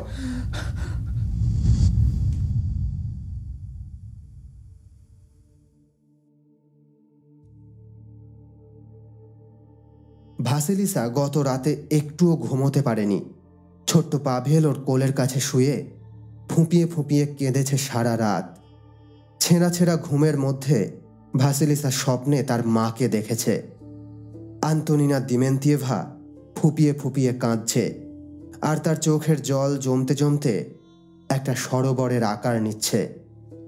দূর দূরান্ত থেকে উড়ে আসছে কত পাখি, রাজহাঁস, সাইবেরিয়ার সারস। ওরা সেই অশ্রু সরোবরে মুখ ডোবালেই যন্ত্রণায় ভেঙে পড়ছে। ওদের রং বিবর্ণ, ভঙ্গিমা বিষণ্ণ হয়ে উঠছে। ভাসিলিসার খুব কষ্ট হচ্ছিল পাখিগুলোর জন্য। সে পরম যত্নে হাত বুলিয়ে ওদের দুমড়ে মুচড়ে যাওয়া ডানাগুলোর শুশ্রূষা করতে চাইছিল। আচমকা কে যেন তাকে আধো আচ্ছন্ন ঘুম ভাব থেকে টেনে বের করে আনল। চলো, রাজহংসীর সরোবরে যাওয়ার সময় হয়েছে। চোখ মেলে সে দেখল সেই ইভেন মেয়েটি সামনে দাঁড়িয়ে। মেয়েটি আস্তে আস্তে ভাসিলিসাকে সাজিয়ে দিল। একটা তুষার শুভ্র সারাফান পরালো, মাথায় বেঁধে দিল সাদা পভিয়া জকা। আয়নায় সে দেখল নিজেকে। একটা সাদা ধবধবে রাজহংসীর মতো লাগছে। ঘরের কোণ থেকে পাভেল তাকে অবাক চোখে তাকিয়ে দেখছে। ভাসিলিসা ভাষাহীন বিষণ্ণ দৃষ্টিতে আয়নার দিকে চেয়ে আছে। আজ সেই কালো জাদুকর রোসো মাখা আসবে, যে তার জীবনটাকে এক অভিশপ্ত রাজহংসীর জীবন করে তুলেছে। ঘরের দরজার কাছে দুটো মানুষের ছায়া পড়ল। এ দুজন যমদূতকে দেখলে ভাসিলিসা ভয় পায় না, বিরক্ত হয়। নিজের প্রাণের ভয় তার কবেই চলে গেছে। তবু সে উদ্বিগ্ন হয়ে পড়ে তার ছোট্ট পাভেলের কথা ভেবে। সরে এসে ভাসিলিসা তার দুহাতে ভাইকে আড়াল করে বসে। লম্বা ভয়ঙ্কর লোকটা একটা হাত বাড়িয়ে পাভেলের কাঁধটা খামচে ধরতে যায়। লোকটার কবজিতে একটা দাঁত বের করা ভয়ঙ্কর নেকড়ের উল্কি আঁকা। ভাসিলিসার মনে হয় যেন একটা নেকড়ে পাভেলের কাঁধে কামড় বসাতে চাইছে। সে আর্ত চিৎকার করে ওঠে, ওকে ছেড়ে দাও শয়তান! লোকটা বিশ্রী হাসিতে ফেটে পড়ে। কাউকে ছাড়া হবে না। আজ রসু মাখার কনসার্টে সবাইকে যেতে হবে, সবাইকে। আজ উনি ফিফথ সিম্ফনি শোনাবে।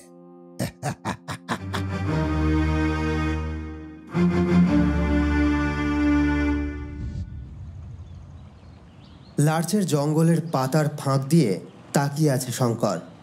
তার শরীরটা আড়াল হয়ে আছে। ডান দিকে ঘোড়ার উপরে বুড়তে চিনো, আর বাঁ দিকে নেকড়ের দলটা।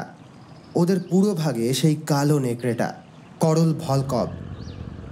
নেকড়েটার মতো শঙ্করও জঙ্গলের মধ্যে দিয়ে পিচ ব্লেন্ডের খনির অভিমুখে যাওয়ার রাস্তাটার দিকে তাকিয়ে আছে।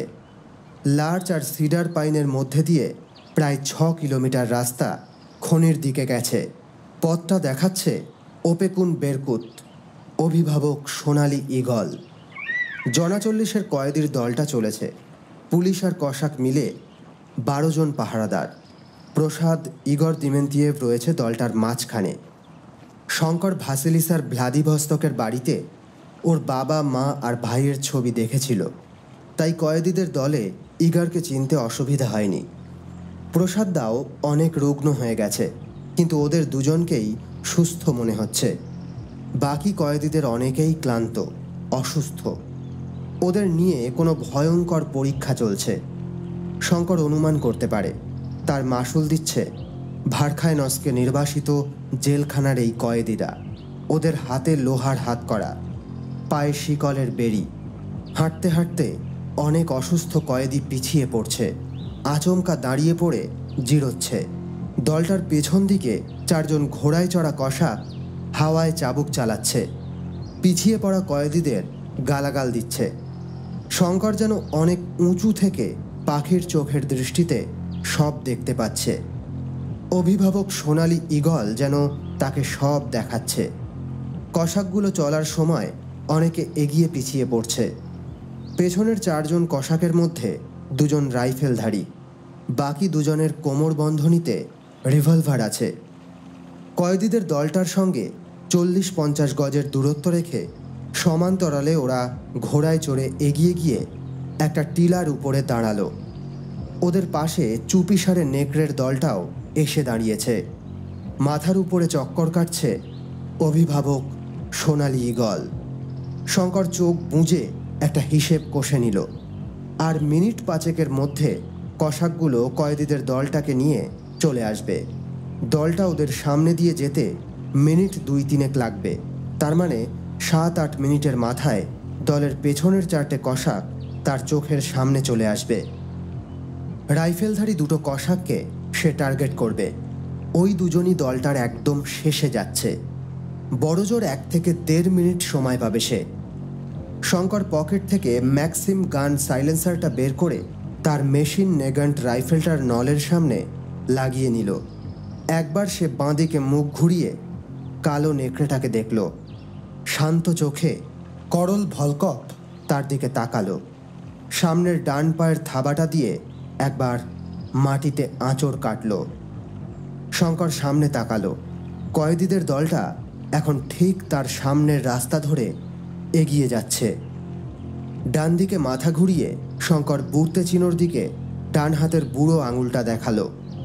চিনো তার ডান হাতের আঙুলগুলো মুখের সামনে ধরে সোনালী ঈগলের ডাকটা নকল করে শব্দ করে উঠল। দলের একেবারে শেষের ঘোড়ায় চড়া রাইফেলধারী কসাকটা অন্যমনস্ক হয়ে থমকে দাঁড়ালো। শব্দের উৎস খুঁজছে লোকটা। এক মুহূর্ত নিশানা দেখে গুলি চালালো শঙ্কর। একটা ভোঁতা শব্দ তুলে গুলিটা লোকটার বুকের বাঁ দিকে লাগলো। শঙ্কর জানে গুলিটা হৃৎপিণ্ডের 2 ইঞ্চি উপরে লেগেছে। মারাত্মক জখম হলেও মরবে না লোকটা। নিঃশব্দে ঘোড়ার উপর থেকে ছিটকে পড়ল কসাকটা। গুলি খাওয়া কসাকটার সামনের কসাকটা ততক্ষণে ঘোড়ার পিঠে বেশ কিছুটা এগিয়ে গেছে। শঙ্কর দেখছিল, অপেক্ষা করছিল। লোকটা হঠাৎ থমকে দাঁড়ালো।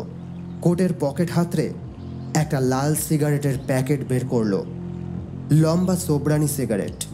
এদিকের লোকেরা ওটাই খায়। এবার পকেট হাতড়ে দেশলাই খুঁজছে লোকটা। না পেয়ে লোকটা দেশলাই চাইতে পেছন ফিরল। দেখল পিছনের কসাকটা ঘোড়ার পিঠ থেকে উধাও। ঘোড়াটা তখন মাথা নিচু করে ঘাস চিবোচ্ছে। শঙ্কর লার্চের আড়ালে অপেক্ষা করছে। দ্বিতীয় কসাকটা ঘোড়া ছুটিয়ে প্রথম কসাকটার ঘোড়াটার কাছে এলো। লোকটাকে খুঁজছে, তার নাম ধরে ডাকলো। হঠাৎ চোখে পড়ল তুষার ঢাকা বরফের উপর গুলি খাওয়া লোকটার রক্তাক্ত শরীর পড়ে আছে। প্রথম কসাকটা রক্তাক্ত হলেও মারা যায়নি, এখনো নড়াচড়া করছে।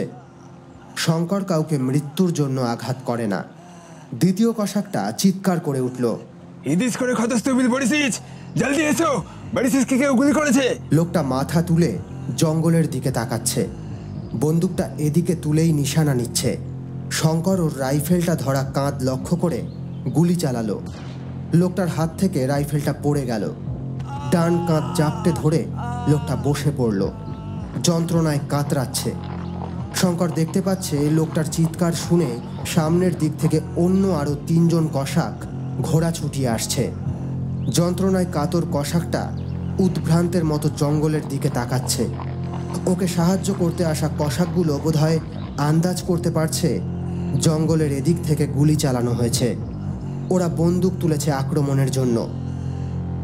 শঙ্করও হাতের তর্জনী আর মধ্যমা নিজের চোখের দিকে তুলে বুড়তে চিনোকে ইশারা করল। ডান দিকে চিনো তার ম্যানলিকার রাইফেলটার নিশানা স্থির করছে। শঙ্করও প্রস্তুত বন্দুকের শট নেওয়ার জন্য। চিনো আর তাকে আরও 4 জন কসাককে ঘায়েল করতে হবে। হঠাৎ চরম বিস্ময়ে সে দেখল তার বাঁ দিকের কালো নেকড়েটা ধনুকের ছিলা থেকে বেরোনো তীরের মতো তীব্র গতিতে ছুটে গেল ঘায়েল কসাকটার দিকে। তার সঙ্গে সঙ্গে করল ভলকভের পেছন পেছন আরও 10টা নেকড়ে কসাকদের দলটাকে আক্রমণ করল। কয়েদিদের দলটা ভয়ে আতঙ্কে ছত্রভঙ্গ হয়ে গেল। অসুস্থ কয়েকজন কয়েদি ছিটকে পড়ল মাটিতে। শঙ্কর আর চিনো দেখল করল কলকভের নেকড়ের দলটা রুগ্ন কয়েদিদের ছেড়ে অস্ত্রধারী কসাকগুলোকে আক্রমণ করছে। ওদের গলাগুলো লক্ষ্য করে নেকড়ের দল ঝাঁপিয়ে পড়ছে। ঠিক সেই সময় ছত্রভঙ্গ কয়েদিদের মধ্যে থেকে প্রসাদ আর ইগর লার্চের জঙ্গলের দিকে তাকাতেই শঙ্কর বেরিয়ে এসে হাত তুলে ইশারা করল। ওদের দেখে প্রসাদের মুখে বিস্ময় ফুটে উঠল। শঙ্কর, ভারখাইনসকে, তাকে বাঁচাতে এসেছে। ইগর দিমেন্তিয়েভো প্রসাদের মুখ দেখে বুঝতে পারছে তাদের মিত্রপক্ষ হাজির। ওরা দুজনেই ততক্ষণে লার্চের জঙ্গল লাগোয়া উঁচু নিচু পথ ধরে ছুটতে শুরু করেছে, যাতে কসাকদের নাগাল পেরিয়ে শঙ্করদের কাছে পৌঁছতে পারে। সেই মুহূর্তে শঙ্করের নজরে পড়ল একজন কসাক ছুটতে থাকা প্রসাদদাকে পেছন থেকে বন্দুক তুলে নিশানা শানাচ্ছে। শঙ্কর দেখল তার রাইফেলের নিশানা নেওয়ার সময় নেই। বাঁ হাতে কোমরবন্ধনী থেকে কোল্টের রিভলভারটা বের করে সে লোকটাকে গুলি করল। গুলিটা কসাকটার কপালের ঠিক মাঝখানে লাগতেই লোকটা ছিটকে পড়ল ঘোড়া থেকে। ততক্ষণে নেকড়ের দলটা প্রায় ৬-৭ জন কসাককে মাটিতে পেড়ে ফেলেছে। ক্ষুধার্ত নেকড়ের দল কামড়ে ওদের টুঁটি ছিঁড়ে ফেলছে। রক্তে ভেজা বরফের উপর পড়ে আছে ওদের নিষ্প্রাণ দেহগুলো। আকাশ বাতাস জুড়ে ক্ষুধার্ত নেকড়েগুলোর উল্লাস ছড়িয়ে পড়ছে। বাকি কসাকগুলো ঘোড়া ছুটিয়ে জঙ্গলের দিকে পিছু হটল। কয়েদিদের দলটাকে নিয়ে প্রসাদ আর ইগর লার্চের জঙ্গলে, যেখানে শঙ্কর আর বুর্তেচিনো দাঁড়িয়ে, সেখানে এসে আশ্রয় নিল। প্রসাদ এগিয়ে এসে অবাক হয়ে বলল, শঙ্কর, তুমি এখানে কিভাবে এলে? কোনো উত্তর না দিয়ে মৃদু হাসল শঙ্কর। পরের মুহূর্তে ইগর দিমেন্তিয়েভের দিকে তাকিয়ে চিন্তিত মুখে বলল, কিন্তু ভাসিলিসাকে ওরা ধরে নিয়ে গেছে। খুব সম্ভবত মিখাইল ভলকফের কাজ। মিখাইল ভলকভ কে? ইগর প্রশ্ন করল। ট্রান্স সাইবেরিয়ান রেলে যে খুন হয়েছিল, সেই খুনের মূল আততায়ী হলো মিখাইল। আর বাক্স ভর্তি সোনার বিস্কুটও সেই সরিয়েছিল। সঙ্গে আরেকজন ছিল, নাম হাইলাং। প্রসাদ বিস্মিত হয়ে বলে, সেই খুনি ঘুরে বেড়াচ্ছে জেলের বাইরে? হ্যাঁ, কারণ মিখাইল আর হাইলাং নেহাতি সাদামাটা খুনি হলেও ওদের মাথার উপরে রয়েছে অনেক শক্তিশালী এক মানুষ, রোসোমাখা, যিনি আড়াল থেকে এক ভয়ঙ্কর ষড়যন্ত্র রচনা করেছেন, অপারেশন ফিফথ সিম্ফনি। সেই ষড়যন্ত্রের প্রথম অংশ হলো পুলিশ খুন আর সোনা চুরি। তাছাড়া ইগর, আপনার জন্য একটা দুঃসংবাদ আছে। কি দুঃসংবাদ? চমকে ওঠেন ইগর। ফ্যাকাশে হয়ে ওঠে তার মুখ। ভাসিলিসাকে ওরা মেরে ফেলেনি তো? না, ভাসিলিসা সম্ভবত ঠিক আছে।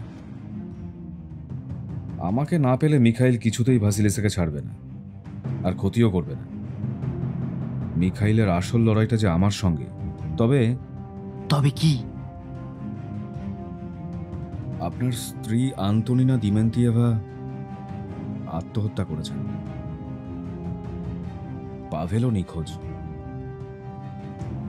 অপারেশন ফিফথ সিম্ফনির দ্বিতীয় অংশ ছিল গ্রিগরি রাজপুতানকে হত্যার চক্রান্ত।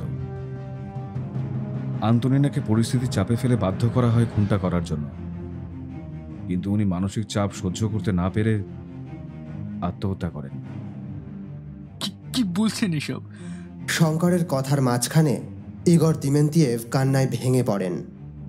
প্রসাদ তার পিঠে হাত রেখে সমবেদনা জানায়।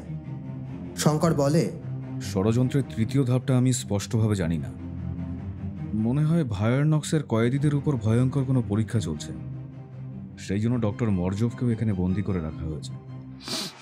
আমার ধারণা তেজস্ক্রিয় মৌল ইউরেনিয়ামের আকরিক প্লিচবেন্ডের খনি আর রাজহংসী সরোবরের মধ্যে কোনো নিবিড় যোগাযোগ আছে। শঙ্করও এরকম একটা ধারণাই পোষণ করছিল, তবে পরীক্ষা নিরীক্ষার সঠিক বৈজ্ঞানিক ভিত্তিটা তার জানা নেই। প্রসাদ বলল, গত কয়েক মাস যাবৎ ইগরের নোট করা তথ্য অনুযায়ী ভারখাইনস্কের বেশিরভাগ কয়েদি যারা পিচব্লেন্ড খনিতে কাজ করে, তারা ধীরে ধীরে মৃত্যুর দিকে এগিয়ে যাচ্ছে।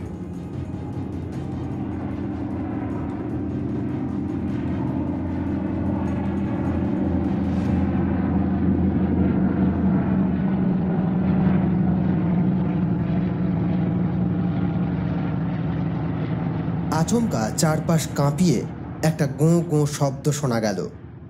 সে শব্দের জোর এত তীব্র যেন মনে হয় ভূমিকম্প হচ্ছে।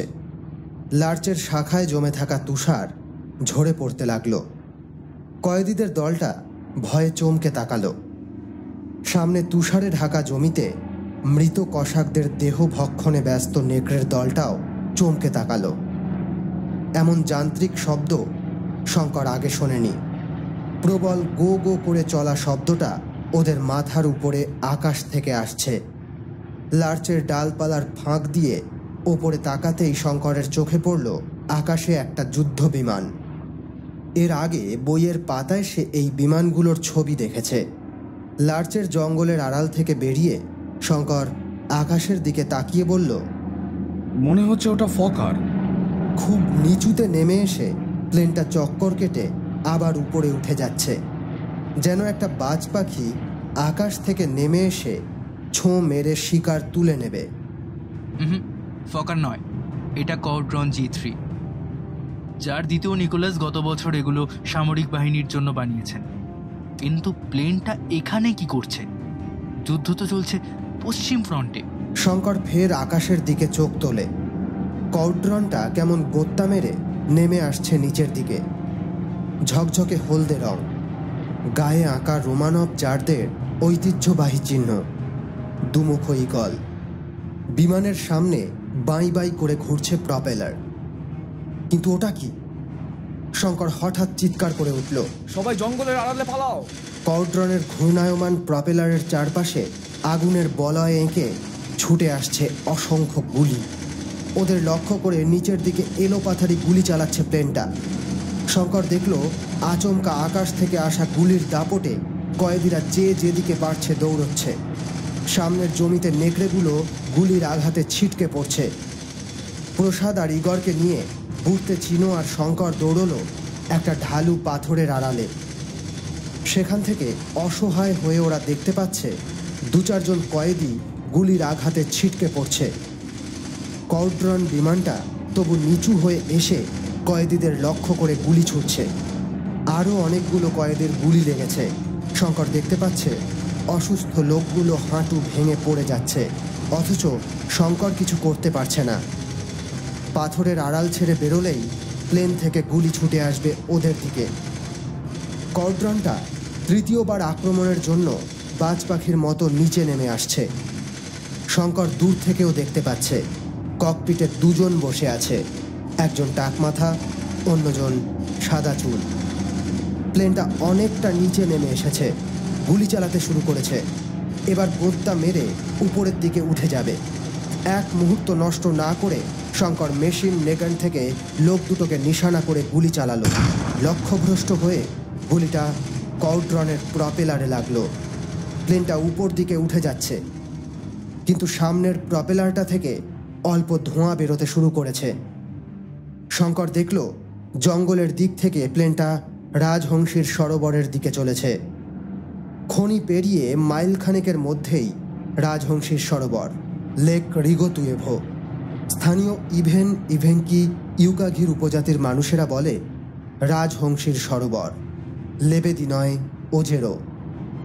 আসলে উত্তর পূর্ব সাইবেরিয়ার এই হ্রদ অঞ্চল রাজহাঁস, সারস পাখি, সাইবেরিয়ান জে, বান্টিং আর তুষার পেঁচাদের প্রজনন ক্ষেত্র। বসন্তের শুরু থেকে শরতের শেষ পর্যন্ত এখানে পাখিদের মেলা বসে যায়। তারপর শীত পড়লে পরিযায়ী পাখিরা দক্ষিণের উষ্ণতর অংশে চলে যায়। বছরের মধ্যে মাস 4 বাদ দিলে রাজহংসীর সরোবর আগাগোড়া জমে বরফ হয়ে যায়। শঙ্কর, চিনো আর ওদের দলটা রাজহংসীর সরোবরের দিকে এগোনোর মুখে আরও 2 জন কসাক ঘোড়া ছুটিয়ে জঙ্গলের দিক থেকে এগিয়ে এলো। ওদের একজন রাইফেল তুলে শঙ্করকে লক্ষ্য করে গুলি চালালো। অপ্রস্তুত শঙ্কর শেষ মুহূর্তে মাথাটা সরাতেই গুলিটা পেছন দিকে একটা লার্চের বুড়িতে লাগলো। বুড়তে চিনো ততক্ষণে গুলি লক্ষ্য করে অন্য কসাকটাকে ঘায়েল করে ফেলেছে। প্রথম কসাকটার গুলি লক্ষ্যভ্রষ্ট হওয়ায় সে তীর বেগে ঘোড়া ছুটিয়ে এগিয়ে আসছে, ফের রাইফেল তুলে নিশানা নিচ্ছে। শঙ্করের হাতে আর সময় নেই। কোমর থেকে বাউই ছোড়াটা তুলে লোকটাকে লক্ষ্য করে ছুঁড়ে দিল। বাউইটা শটান লোকটার গলার নিচের দিকে গিয়ে বিঁধল। কসাক দুটোর ঘোড়ায় চেপে প্রসাদ আর ইগর ছুটল শঙ্কর আর চিনোর সঙ্গে রাজহংসীর সরোবরের দিকে। কর্ড্রন বিমানটাও ওদিকেই গেছে। ওরা সবাই জানে কসাকদের সঙ্গে খণ্ডযুদ্ধ শেষ। এবার তারা আসল রণক্ষেত্রে প্রবেশ করছে।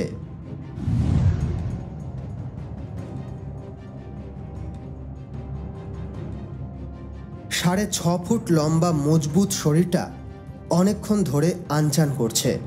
তাপমাত্রা এখন হিমাঙ্কের তলায় 8-10 ডিগ্রি তো হবেই, তবু তার শিরা ধমনির ভিতর রক্ত টকবক করে ফুটছে, হাত পা নিষ্পিস করছে।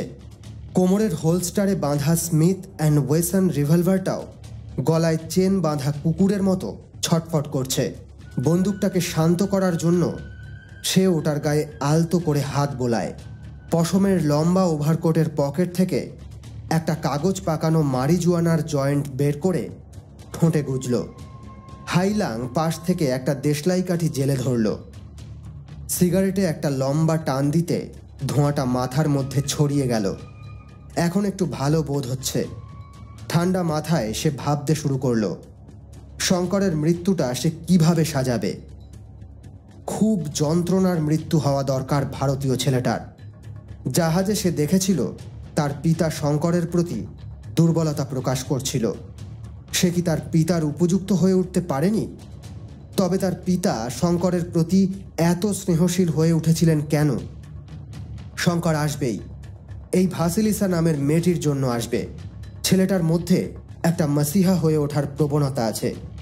শঙ্কর যখন তার মুখোমুখি হবে তখন সে ওর হাতে ধরিয়ে দেবে মৃত্যুর পরোয়ানা। মেয়েটা আর ওর ভাইটাকে একটা বার্চ গাছের সঙ্গে বাঁধা হয়েছে। ভাইটা বড় বিরক্ত করছে, এক টানা কেঁদে চলেছে। তার মনে হয়েছিল স্মিথ অ্যান্ড ওয়েসনের একটা গুলি দিয়ে বাচ্চা ছেলেটাকে একেবারে চুপ করিয়ে দিতে। পিতা ডক্টর জিং সেজন্য তার উপর ভীষণ বিরক্ত। আজ ভাসিলিসা আর পাভেলকে এখানে নিয়ে আসাটা তার পিতার না পছন্দ। অথচ সে জানে ভাসিলিসা হলো টোপ। শঙ্করকে ধরতে গেলে মেয়েটাকে আনতে হতোই। আজ তার শঙ্করকে একবার মুখোমুখি চাই। 5th সিম্ফনির শেষ নোটটা আজ সে নিজে বাজাবে।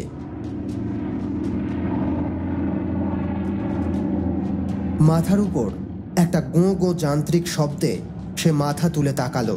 দেখল কৌড্রন যুদ্ধ বিমানটা সরোবরের বাঁদিকে খনি অঞ্চলে বিমান নামার বন্দরটার দিকে গেল।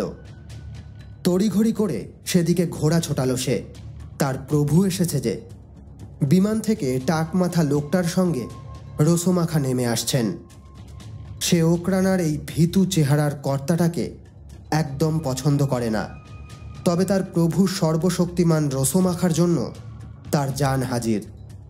প্রভু আর পিতার চেয়ে বড় কেউ নেই তার জীবনে। সে এগিয়ে গিয়ে মাথা নুয়ে রোসোমাখাকে অভিবাদন জানায়। রোসোমাখা 2 হাত বাড়িয়ে তাকে আলিঙ্গন করে বললেন, মিখাইল, ময় মলেঙ্কি ভল্কশেলকা, আমার ছোট্ট নেকড়ে সোনা।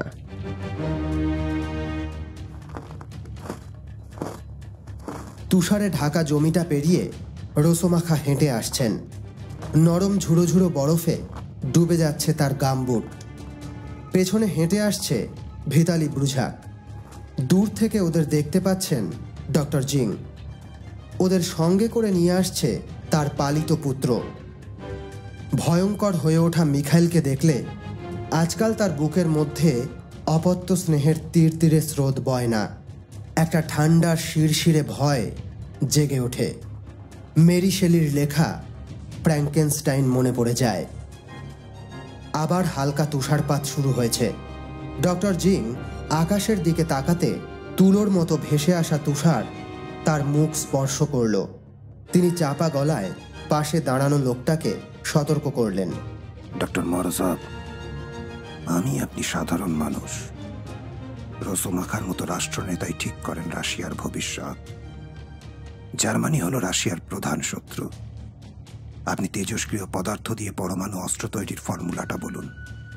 আমি রোসোমাখার সঙ্গে কথা বলে কয়েদিদের উপর পরীক্ষা চালানোটা বন্ধ করে দেব। ডাক্তার জিং, আপনি কোন পক্ষে আমি বুঝতে পারছি না। জার্মানির উপর মারণাস্ত্র প্রয়োগ হলে হাজার হাজার মানুষ মারা যাবে। ডক্টর মরজভের গলায় হতাশা ঝরে পড়ে। আমি শুধু জানি যে আমি জার্মান কাইজারের বিপক্ষে, দ্বিতীয় উইলহেলমের সামরিক বাহিনীর বিপক্ষে। কিন্তু জিং, আপনি তো চীনের মানুষ, আপনাদের শত্রু তো জাপান, জার্মানি কি করে হবে? ডক্টর মরজব, আপনি পণ্ডিত মানুষ, বিজ্ঞানী। কিং দাওতে জার্মানরা কি করেছে আপনি জানেন না। আমার 16 বছরের তরতাজা সন্তানকে ওরা খুন করেছিল। পুত্রশোক কি বস্তু আপনি জানেন মরজব? ডক্টর জিংয়ের বুকের ভেতরটা জ্বলছে। এই মূর্খ বিজ্ঞানী জানে না কি যন্ত্রণা তিনি বুকে বয়ে বেড়াচ্ছেন। ডক্টর মরজব তেজস্ক্রিয় ইউরেনিয়ামের মারণাস্ত্র বানাতে ব্যর্থ হলে তাকে আবার অনির্দিষ্টকাল অপেক্ষা করতে হবে সন্তান হত্যার প্রতিশোধের জন্য। তার স্ত্রী মেইফেনের কোল খালি করে তার ছেলে লিয়াংকে যারা মৃত্যুর দেশে পাঠিয়েছে, তিনি চান তাদের লক্ষ লক্ষ মায়েদের কোল খালি হোক। ডক্টর মরজব সামনে হেঁটে আসা দুই আগন্তুকের দিকে তাকালেন। একজন সাদা চুল আর একজন টাক মাথা।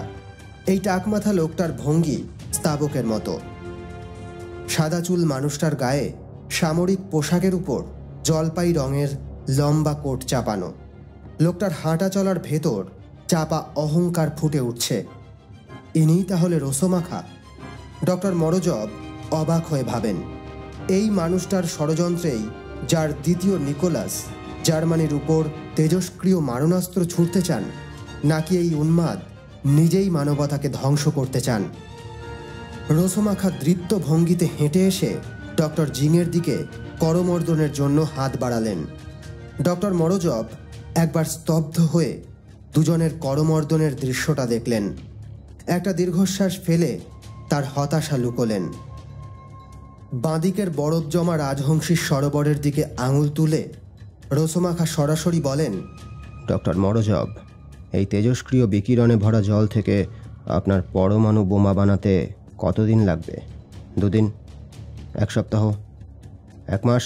প্রশ্নের উত্তরে মরজব কিছু বলতে চান, কিন্তু রোসোমাখা একটা হাত তুলে তাকে থামিয়ে দিয়ে বলেন, মনে রাখবেন, অপারেশন ফিফথ সিম্ফনির একটাই উদ্দেশ্য, বিশ্বের দরবারে প্রমাণ করা যে বিটোফেন নয়, চাইকভস্কি আসল সঙ্গীত সম্রাট। জার্মানি নয়, রাশিয়াই শ্রেষ্ঠ। আপনাকে আমি 1 মাসের থেকে 1 দিনও বেশি সময় দিতে পারবো না। ভয় দিলাইতে সেল ইয়ারোসি। আপনি যা করছেন দেশের জন্য করছেন, রাশিয়ার জন্য। রাশিয়ার জন্যে না আপনার নিজের জন্যে? ডক্টর মরজব নির্ভীক গলায় বলেন। একবার ঠান্ডা চোখে ডক্টর মরজবের দিকে তাকিয়ে টাকমাথা লোকটার দিকে মুখ ফেরালেন রোসোমাখা। টাকমাথা ভিতালি তার সামরিক পোশাকের পকেট থেকে একটা মাউজার পিস্তল বের করে ডক্টর মরজবের দিকে তাক করল। অদূরেই বার্জ গাছের তলা থেকে ভাসিলিসা নাটকীয় দৃশ্যগুলো দেখছিল। পাশেই দাঁড়ানো ছোট্ট পাভেল। দুজনেরই হাত দড়ি দিয়ে বার্চের গুড়ির সঙ্গে বাঁধা। যুদ্ধ বিমান থেকে নেমে আসা লোক দুটোকে ভাসিলিসা দেখছিল। সাদা চুলের অহংকারী পদক্ষেপে হেঁটে আসা লোকটাই তাহলে রোসোমাখা, তার সমস্ত যন্ত্রণা দুর্দশার কারণ। তার মায়ের মৃত্যু, মিথ্যে মামলায় বাবার হাজতবাস, সবকিছু এই মানুষটার জন্য। ভাসিলিসার গলা রাগে ঘৃণায় রুদ্ধ হয়ে আসছে। গলার কাছে কষ্টগুলো দলা পাকিয়ে উঠছে। তবু সে পাশে পাহাড়ায় দাঁড়ানো খর্বাকার হাই লাংয়ের চোখ এড়িয়ে লুকিয়ে জোগাড় করা একটা ধারালো পাথর দিয়ে তার হাতের বাঁধা দড়িটা কাটতে লাগলো। আর বেশিক্ষণ লাগবে না দড়িটা কাটতে। তারপর সবার চোখ এড়িয়ে পাভেলের হাতের দড়িটা কাটতে পারলেই আচমকা একটা গুলির শব্দে ভাসিলিসা চমকে তাকালো। তাহলে কি টাকমাথা লোকটা ডক্টর মরজবকে গুলি করল? খুব কাছ থেকে একটা আর্তনাদ উঠল। সে ডান দিকে তাকিয়ে দেখে হাই লাং নিজের উরুটা চেপে ধরে যন্ত্রণায় গড়িয়ে পড়ল। জঙ্গলের দিক থেকে গুলিটা ছুটে এসেছে। তাহলে কি শঙ্কর এসেছে তাদের বাঁচাতে? সে কি ভারখাইনস কারাগারে তার বাবার খোঁজ পেয়েছে? আশায় উত্তেজনায় তার হৃৎপিণ্ডের ধুকপুকানি যেন বেড়ে উঠেছে। গুলিটা শোনা মাত্র মিখাইল ঘোড়ার পিঠে চেপে এগিয়ে গেছে জঙ্গলের দিকে। থমকে দাঁড়িয়ে দেখছে চারপাশ। আবার একটা গুলি ছুটে এলো লার্চের জঙ্গলের আড়াল থেকে। ভাসিলিসা দেখল চতুর মিখাইল মাথা নিচু করতেই গুলিটা লক্ষ্যভ্রষ্ট হয়ে বেরিয়ে গেল। এবার মিখাইল ঘাড় ঘুরিয়ে তার দিকেই তাকাচ্ছে। তার মুখে একটা হিংস্র হাসি ফুটে উঠছে। ভাসিলিসার বুকটা অজানা ভয়ে ছাঁত করে উঠল। সে দেখল মিখাইল ঘোড়াটা ছুটিয়ে তার দিকেই আসছে। খুব দ্রুত ঘোড়াটা তার সামনে এসে দাঁড়াতেই লাফিয়ে নামল মিখাইল। তারপর আচমকা ছোট্ট পাবেলের মাথার চুলটা মুঠো করে ধরে টানতে টানতে নিয়ে চলল। যন্ত্রণায় কেঁদে উঠল ছেলেটা। তাকে বরফের উপর দিয়ে টেনে হিঁচড়ে নিয়ে চলেছে মিখাইল। ভাসিলিসা ততক্ষণে হাতের দড়ি কেটে ফেলেছে। ভাইয়ের যন্ত্রণা দেখে মিখাইলের উপর ঝাঁপিয়ে পড়ল সে। তড়িৎ গতিতে সরে গিয়ে মিখাইল ডান হাতের রাইফেলের কুঁদোটা দিয়ে প্রচণ্ড জোরে তার মাথায় আঘাত করল। মুহূর্তের মধ্যে ভাসিলিসার চোখের সামনে অন্ধকার নেমে এলো। লার্চের গুঁড়িটার পিছন থেকে কার্ল জিসের বাইনোকুলারে চোখ রেখে শঙ্কর হতাশায় ঘাড় নাড়ল। মিখাইল পাভেলকে ধরেছে। ও এদিকে তাকিয়ে আমার নাম ধরে চিৎকার করছে। ও আমাকে চাইছে মুখোমুখি। আমাকে যেতে হবে। এখন আমরা একটাও ভুল করলে মিখাইল পাভেলের ক্ষতি করবে। প্রসাদ আর ইগর নীরবে ঘাড় নাড়ল। শঙ্কর কালো ঘোড়াটার জিন ধরে মৃদু টান মারতেই সে পাহাড়ের ঢাল ধরে ছুটতে শুরু করল। শঙ্কর দেখল 3 দিকে উঁচু নিচু পাহাড় ঘেরা বিশাল রাজহংসীর সরোবর বরফে ঢাকা পড়ে আছে। তবে লেকটার গোটাটা এখনো জমে বরফ হয়নি। মাঝখানটায় এখনো কিছুটা জল চোখে পড়ছে। তাছাড়া হ্রদের উপরে বরফের আস্তরণ সব জায়গায় সমান নয়। কোথাও মোটা, কোথাও পাতলা কাঁচের মতো। একটু আগেও এক ঝাঁক সাদা সাইবেরিয়ান সারস সরোবরের ধারে চড়ে বেড়াচ্ছিল। আচমকা গুলির শব্দে দলটা ছত্রভঙ্গ হয়ে পাখিরা ডানা মেলে উড়ে যাচ্ছে। সরোবরের ধারে তুষার ঢাকা সমতল জায়গাটায় 5-6 জন মানুষ এক শ্বাসরুদ্ধকর নাটকীয় মুহূর্ত তৈরি করেছে। ঘোড়া ছুটিয়ে শঙ্কর সেই নাটকীয় দৃশ্যের অংশ হতে চলেছে। সামনেই একটা বছর 10-এর ছেলের মাথায় রিভলভার তাক করে দাঁড়িয়ে আছে মিখাইল। ওহ, তাহলে ভাসিলিসার ভাই পাভেলকে এরা ধরে এনে টোপ বানিয়েছে। বাঁদিকে ভাসিলিসা অজ্ঞান হয়ে পড়ে আছে। শঙ্করের ছোঁড়া গুলিতে হাই লাং উড়ু চেপে ধরে বসে যন্ত্রণায় কাতরাচ্ছে ডক্টর জিং। ডক্টর মরোজভের সঙ্গে ওরা ডক্টর জিংকেও বন্দি করেছে। পেছনে দাঁড়ানো 2 জন মানুষ, তার মধ্যে সাদা চুল কর্তৃত্বপূর্ণ রাশভারী মানুষটি এখন প্রখর দৃষ্টিতে তাকেই দেখছেন। এই মানুষটিকে ইনি কি তবে রোসোমাখা? কালো বুড়িয়াত ঘোড়াটার পিঠ থেকে নেমে শঙ্কর আত্মসমর্পণের ভঙ্গিতে দাঁড়ালো। তাকিয়ে দেখল মিখাইলের ঠোঁটে এক হিংস্র হাসি খেলা করছে। তার বন্দুকের নল তখনও পাভেলের মাথায় ঠেকানো। বাচ্চা ছেলেটা ভয়ে কাঁপছে। মিখাইল চিৎকার করে নির্দেশ দিল, পণ্যজিৎ পিস্তলের শঙ্কর, পিস্তলটা নিচে ফেলো। বাধ্য ছেলের মতো শঙ্কর পিস্তল আর রাইফেল দুটোই বরফের উপর ফেলে দিল। তারপর ভাসিলিসার দিকে এগিয়ে গেল। মেয়েটার জ্ঞান ফিরে এসেছে ততক্ষণে। শঙ্কর ভাসিলিসার দুটো কাঁধ আঁকড়ে তাকে ধীরে ধীরে দাঁড় করালো। ভাসিলিসা মৃদু হাসার চেষ্টা করল, কিন্তু যন্ত্রণায় তার মুখটা বিকৃত হয়ে উঠল। শঙ্কর এবার মিখাইলের দিকে তাকিয়ে বলল, পাভেলকে ছেড়ে দাও, তোমার লড়াই আমার সঙ্গে। কিন্তু তার কথা শেষ হওয়ার আগেই প্রচণ্ড গতিতে একটা ঘুষি এসে পড়ল তার চোয়ালে। আচমকা আঘাতে বরফের উপর ছিটকে পড়ল সে। মাথা তুলে দেখল সামনে দাঁড়িয়ে মিখাইল। দুটো পা ফাঁক করে মাথাটা ঝুঁকিয়ে রেখেছে। মুখের হিংস্র ভাবের মধ্যে ফুটে উঠেছে কৌতুক। ফিফথ সিম্ফনির সুর ভাঁজছে।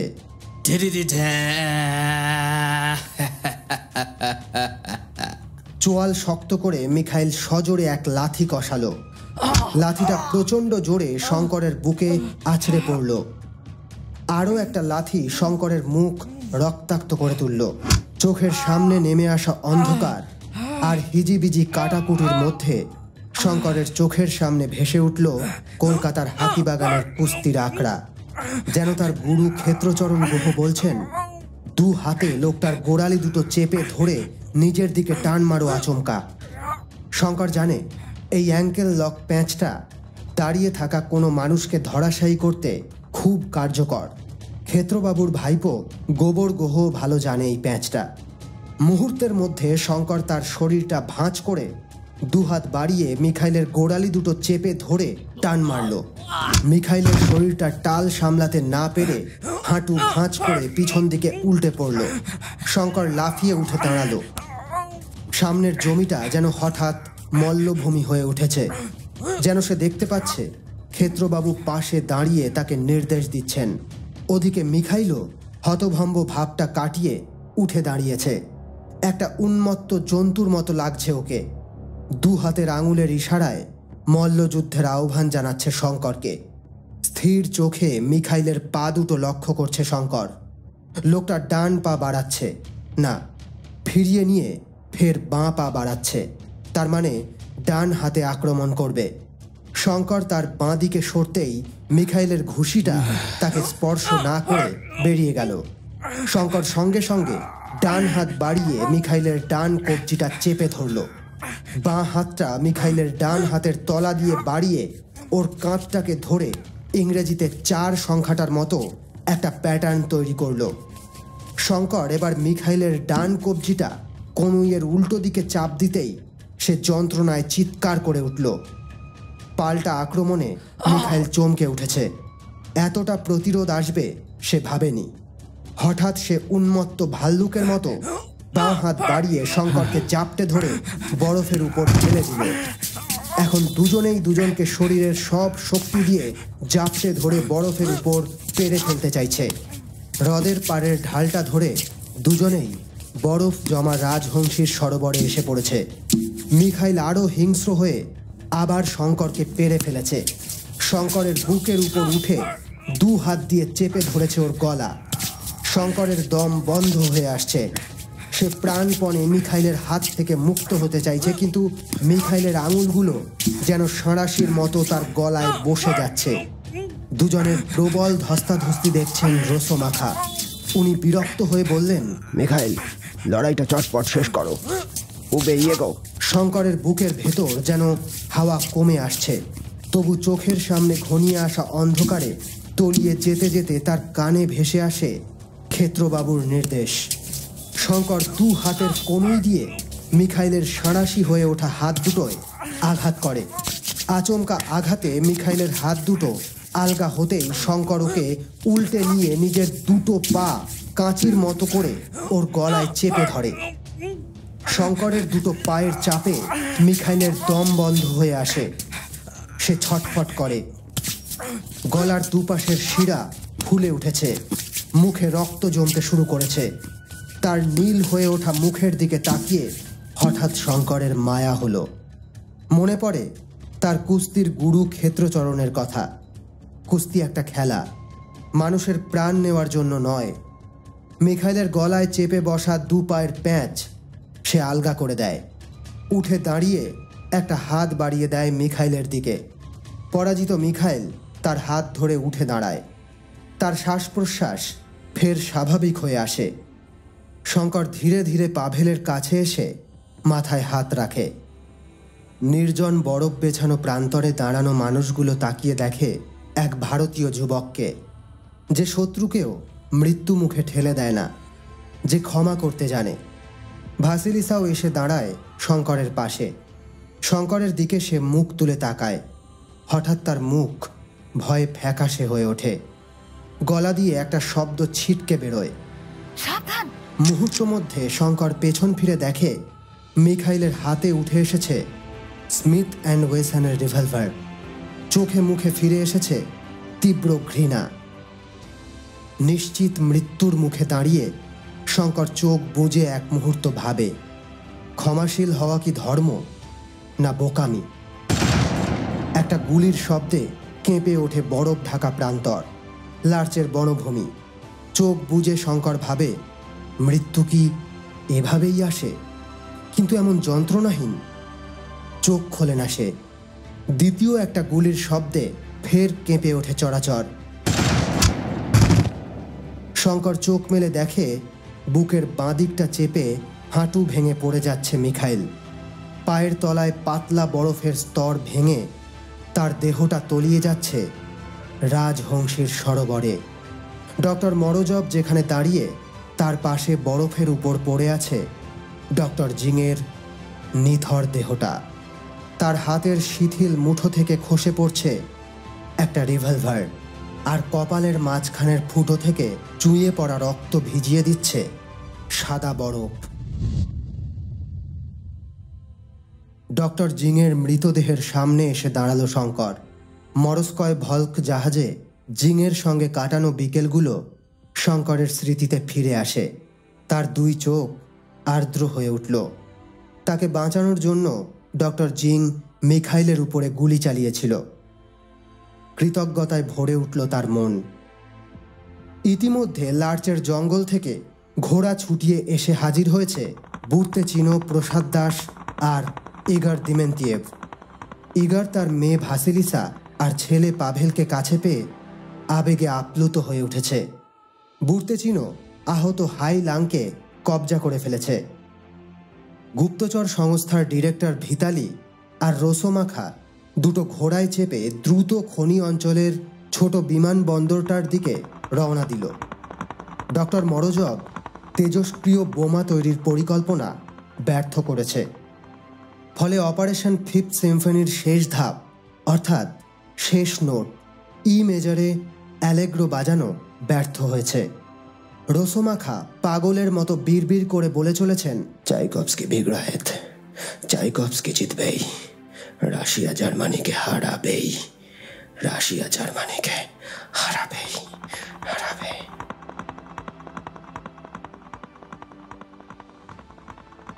রোসোমাখাকে ছেড়ে দিলে আগামী দিনে রাশিয়া আরো বড় সংকটে পড়বে। গোটা বিশ্বের মানবতাও বিপন্ন হবে। এত বড় ষড়যন্ত্রকারীর বিচার মানুষ করবে, তাই ওকে বন্দি করে মানুষের হাতে তুলে দিতে হবে শঙ্কর। ডক্টর মরোজভ তখন ঘোড়া ছুটিয়ে রোসোমাখার পালিয়ে যাওয়ার পথের দিকে তাকিয়ে বলতে থাকেন। বরফের উপর পড়ে থাকা মেশিন নেগান্ট রাইফেলটা আর কোল্টের রিভলভারটা তুলে নিয়ে শঙ্কর তার কালো ঘোড়াটায় লাফিয়ে উঠল। ভিতালি আর রোসোমাখা তখন পিচব্লেন্ড খনি সংলগ্ন বিমানবন্দরে ঘোড়া থেকে নেমে ছোট বিমানটায় উঠছে। শঙ্কর দ্রুত বেগে ঘোড়া ছোটালো। ভিতালি ককপিটে উঠে কর্ড্রন G3 ইঞ্জিন চালু করেছে। পাশে উদ্বিগ্ন মুখে বসে রোসোমাখা।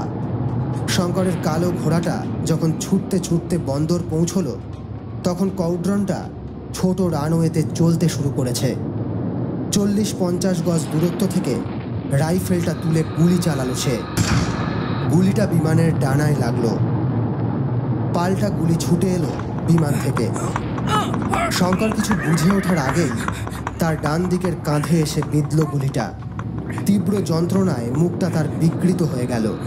মনে হলো হাতের বন্দুকটা খসে পড়বে বুঝি। বিমানটা চাকার গতি বাড়িয়ে দ্রুত এগিয়ে চলেছে। কালো বুড়িয়াত ঘোড়াটাও আহত শঙ্করকে নিয়ে ছুটছে। তীব্র যন্ত্রণায় শঙ্কর রাইফেলের নিশানা নিতে পারছে না। প্লেনটা এবার রানওয়ের শেষ প্রান্তে মাটি ছেড়ে আকাশে উঠবে। ককপিট থেকে মাথা ঘুরিয়ে রোসোমাখা তাকাচ্ছেন।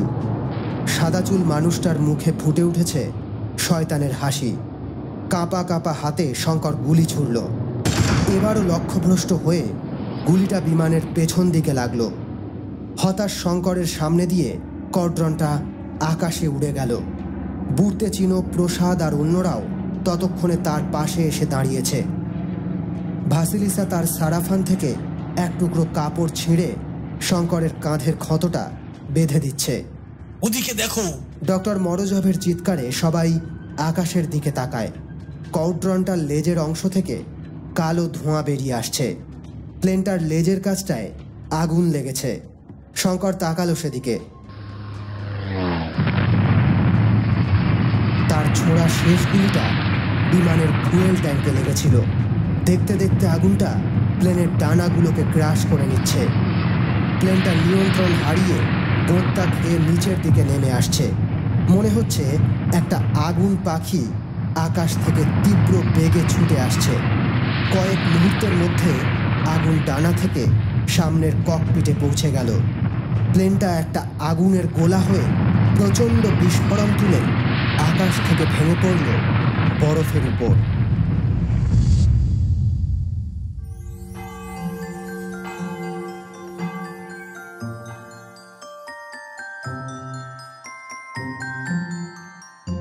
ডিসেম্বর মাসের শেষ সপ্তাহ। এই সময়টা অঘোষিত যুদ্ধবিরতি। পশ্চিম ফ্রন্টের যুদ্ধ বন্ধ রেখে মানুষ যিশুর জন্মদিনে আনন্দে মেতেছে। চার্চে মধ্যরাতে ঘণ্টা বেজেছে। গির্জার বিশেষ প্রার্থনায় সামিল হয়েছে মানুষ। বাচ্চা ছেলেমেয়েরা গাইছে ক্রিসমাস ক্যারল। বাড়িতে বাড়িতে উৎসব চলছে। বাড়ির পুরুষেরা এক সপ্তাহের ছুটি পেয়ে ঘরে ফিরেছে। মেয়েরা কেক বানাচ্ছে, কুকিজ, ট্রাফেল, পাই, পুডিং বানাচ্ছে। বাড়ির উঠোনে ছুটোছুটি করছে নতুন জামা পরা ছোট বাচ্চারা। বাড়ির পুরুষেরা আরাম কেদারায় শুয়ে ভদকা পান করছে।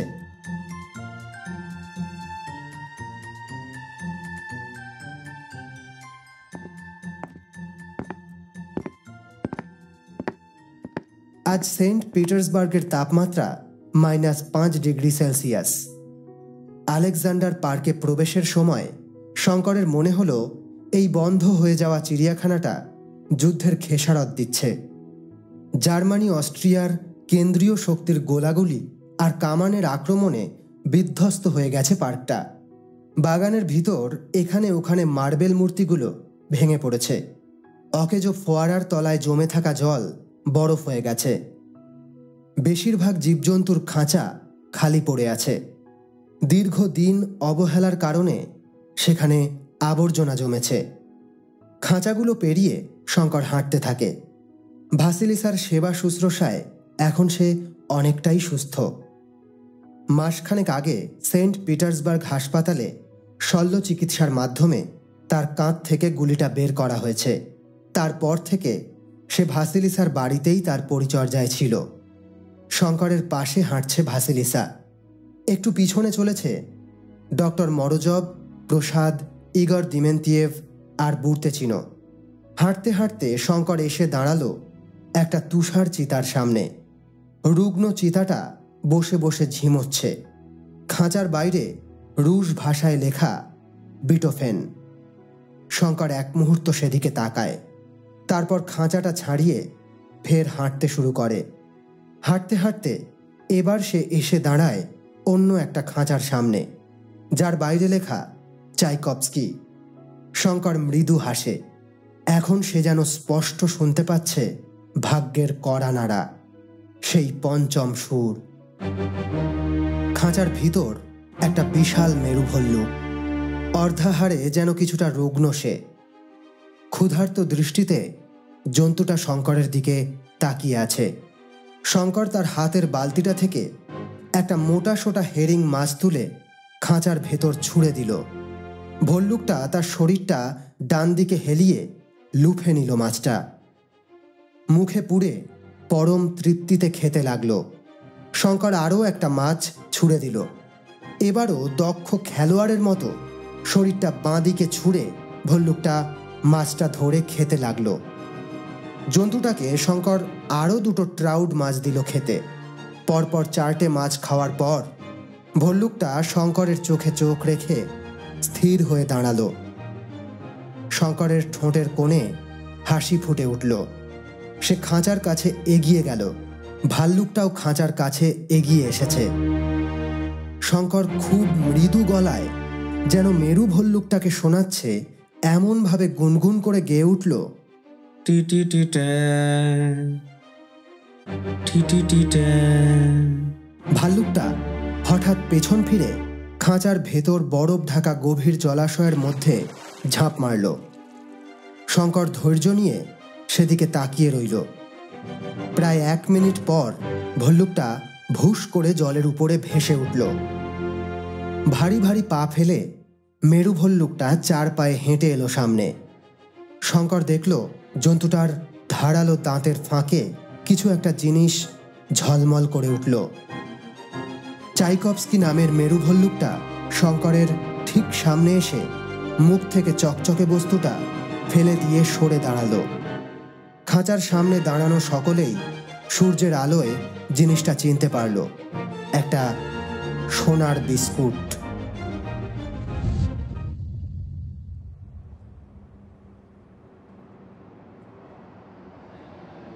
3 দিন পর মস্কোয় ইয়ারোস্লাভস্কি টার্মিনালের 4 নম্বর প্ল্যাটফর্মে শঙ্কর দাঁড়িয়ে আছে। 8 ঘন্টা পর ভ্লাদিভস্তকের ট্রেন ছাড়বে। প্রায় 10 মাস পর সে দেশে ফিরছে। আহ, দেশ, শস্য শ্যামলা তার বাংলা, সঙ্গে প্রসাদ দাস বন্দ্যোপাধ্যায়। রামেশ্বর মুখুজ্জের স্ত্রীকে কথা দিয়েছিল শঙ্কর, তার জামাইকে এ দেশ থেকে ফিরিয়ে নিয়ে যাবে। সে কথা রাখতে পেরেছে। সেন্ট পিটার্সবার্গের চিড়িয়াখানা থেকে রসোমাখার যে লুকোনো সোনা উদ্ধার হয়েছে, তার থেকে 10টি করে সোনার বিস্কুট শঙ্কর আর প্রসাদকে দেওয়া হয়েছে। শঙ্করের অনিচ্ছা সত্ত্বেও ইগর আর আন্দ্রে রিবিনরা জোর করে এ সোনা প্রসাদের হাতে তুলে দিয়েছে। বুর্তেচিনও 10টা সোনার বিস্কুট পেয়েছে। বাকি সোনা ইগর দিমেন্তিয়েভ আর আন্দ্রে রিবিনের বলশেভিক পার্টির হাতে তুলে দেওয়া হয়েছে। পার্টির বিপ্লবী কর্মকাণ্ডের জন্য তা ব্যয় হবে। সবার সঙ্গে বিদায়ী করমর্দন সেরে শঙ্কর ভাসিলিসার সামনে এসে দাঁড়ালো। মেয়েটা মুখ বাড়িয়ে শঙ্করের গালে নিজের গাল স্পর্শ করল। শঙ্কর তার গালে উষ্ণ অশ্রুর স্পর্শ পেল। কানের কাছে ভাসিলিসা ফিসফিসিয়ে বলল, বিদায়, বিদায় রাজকুমার সিগফ্রিড।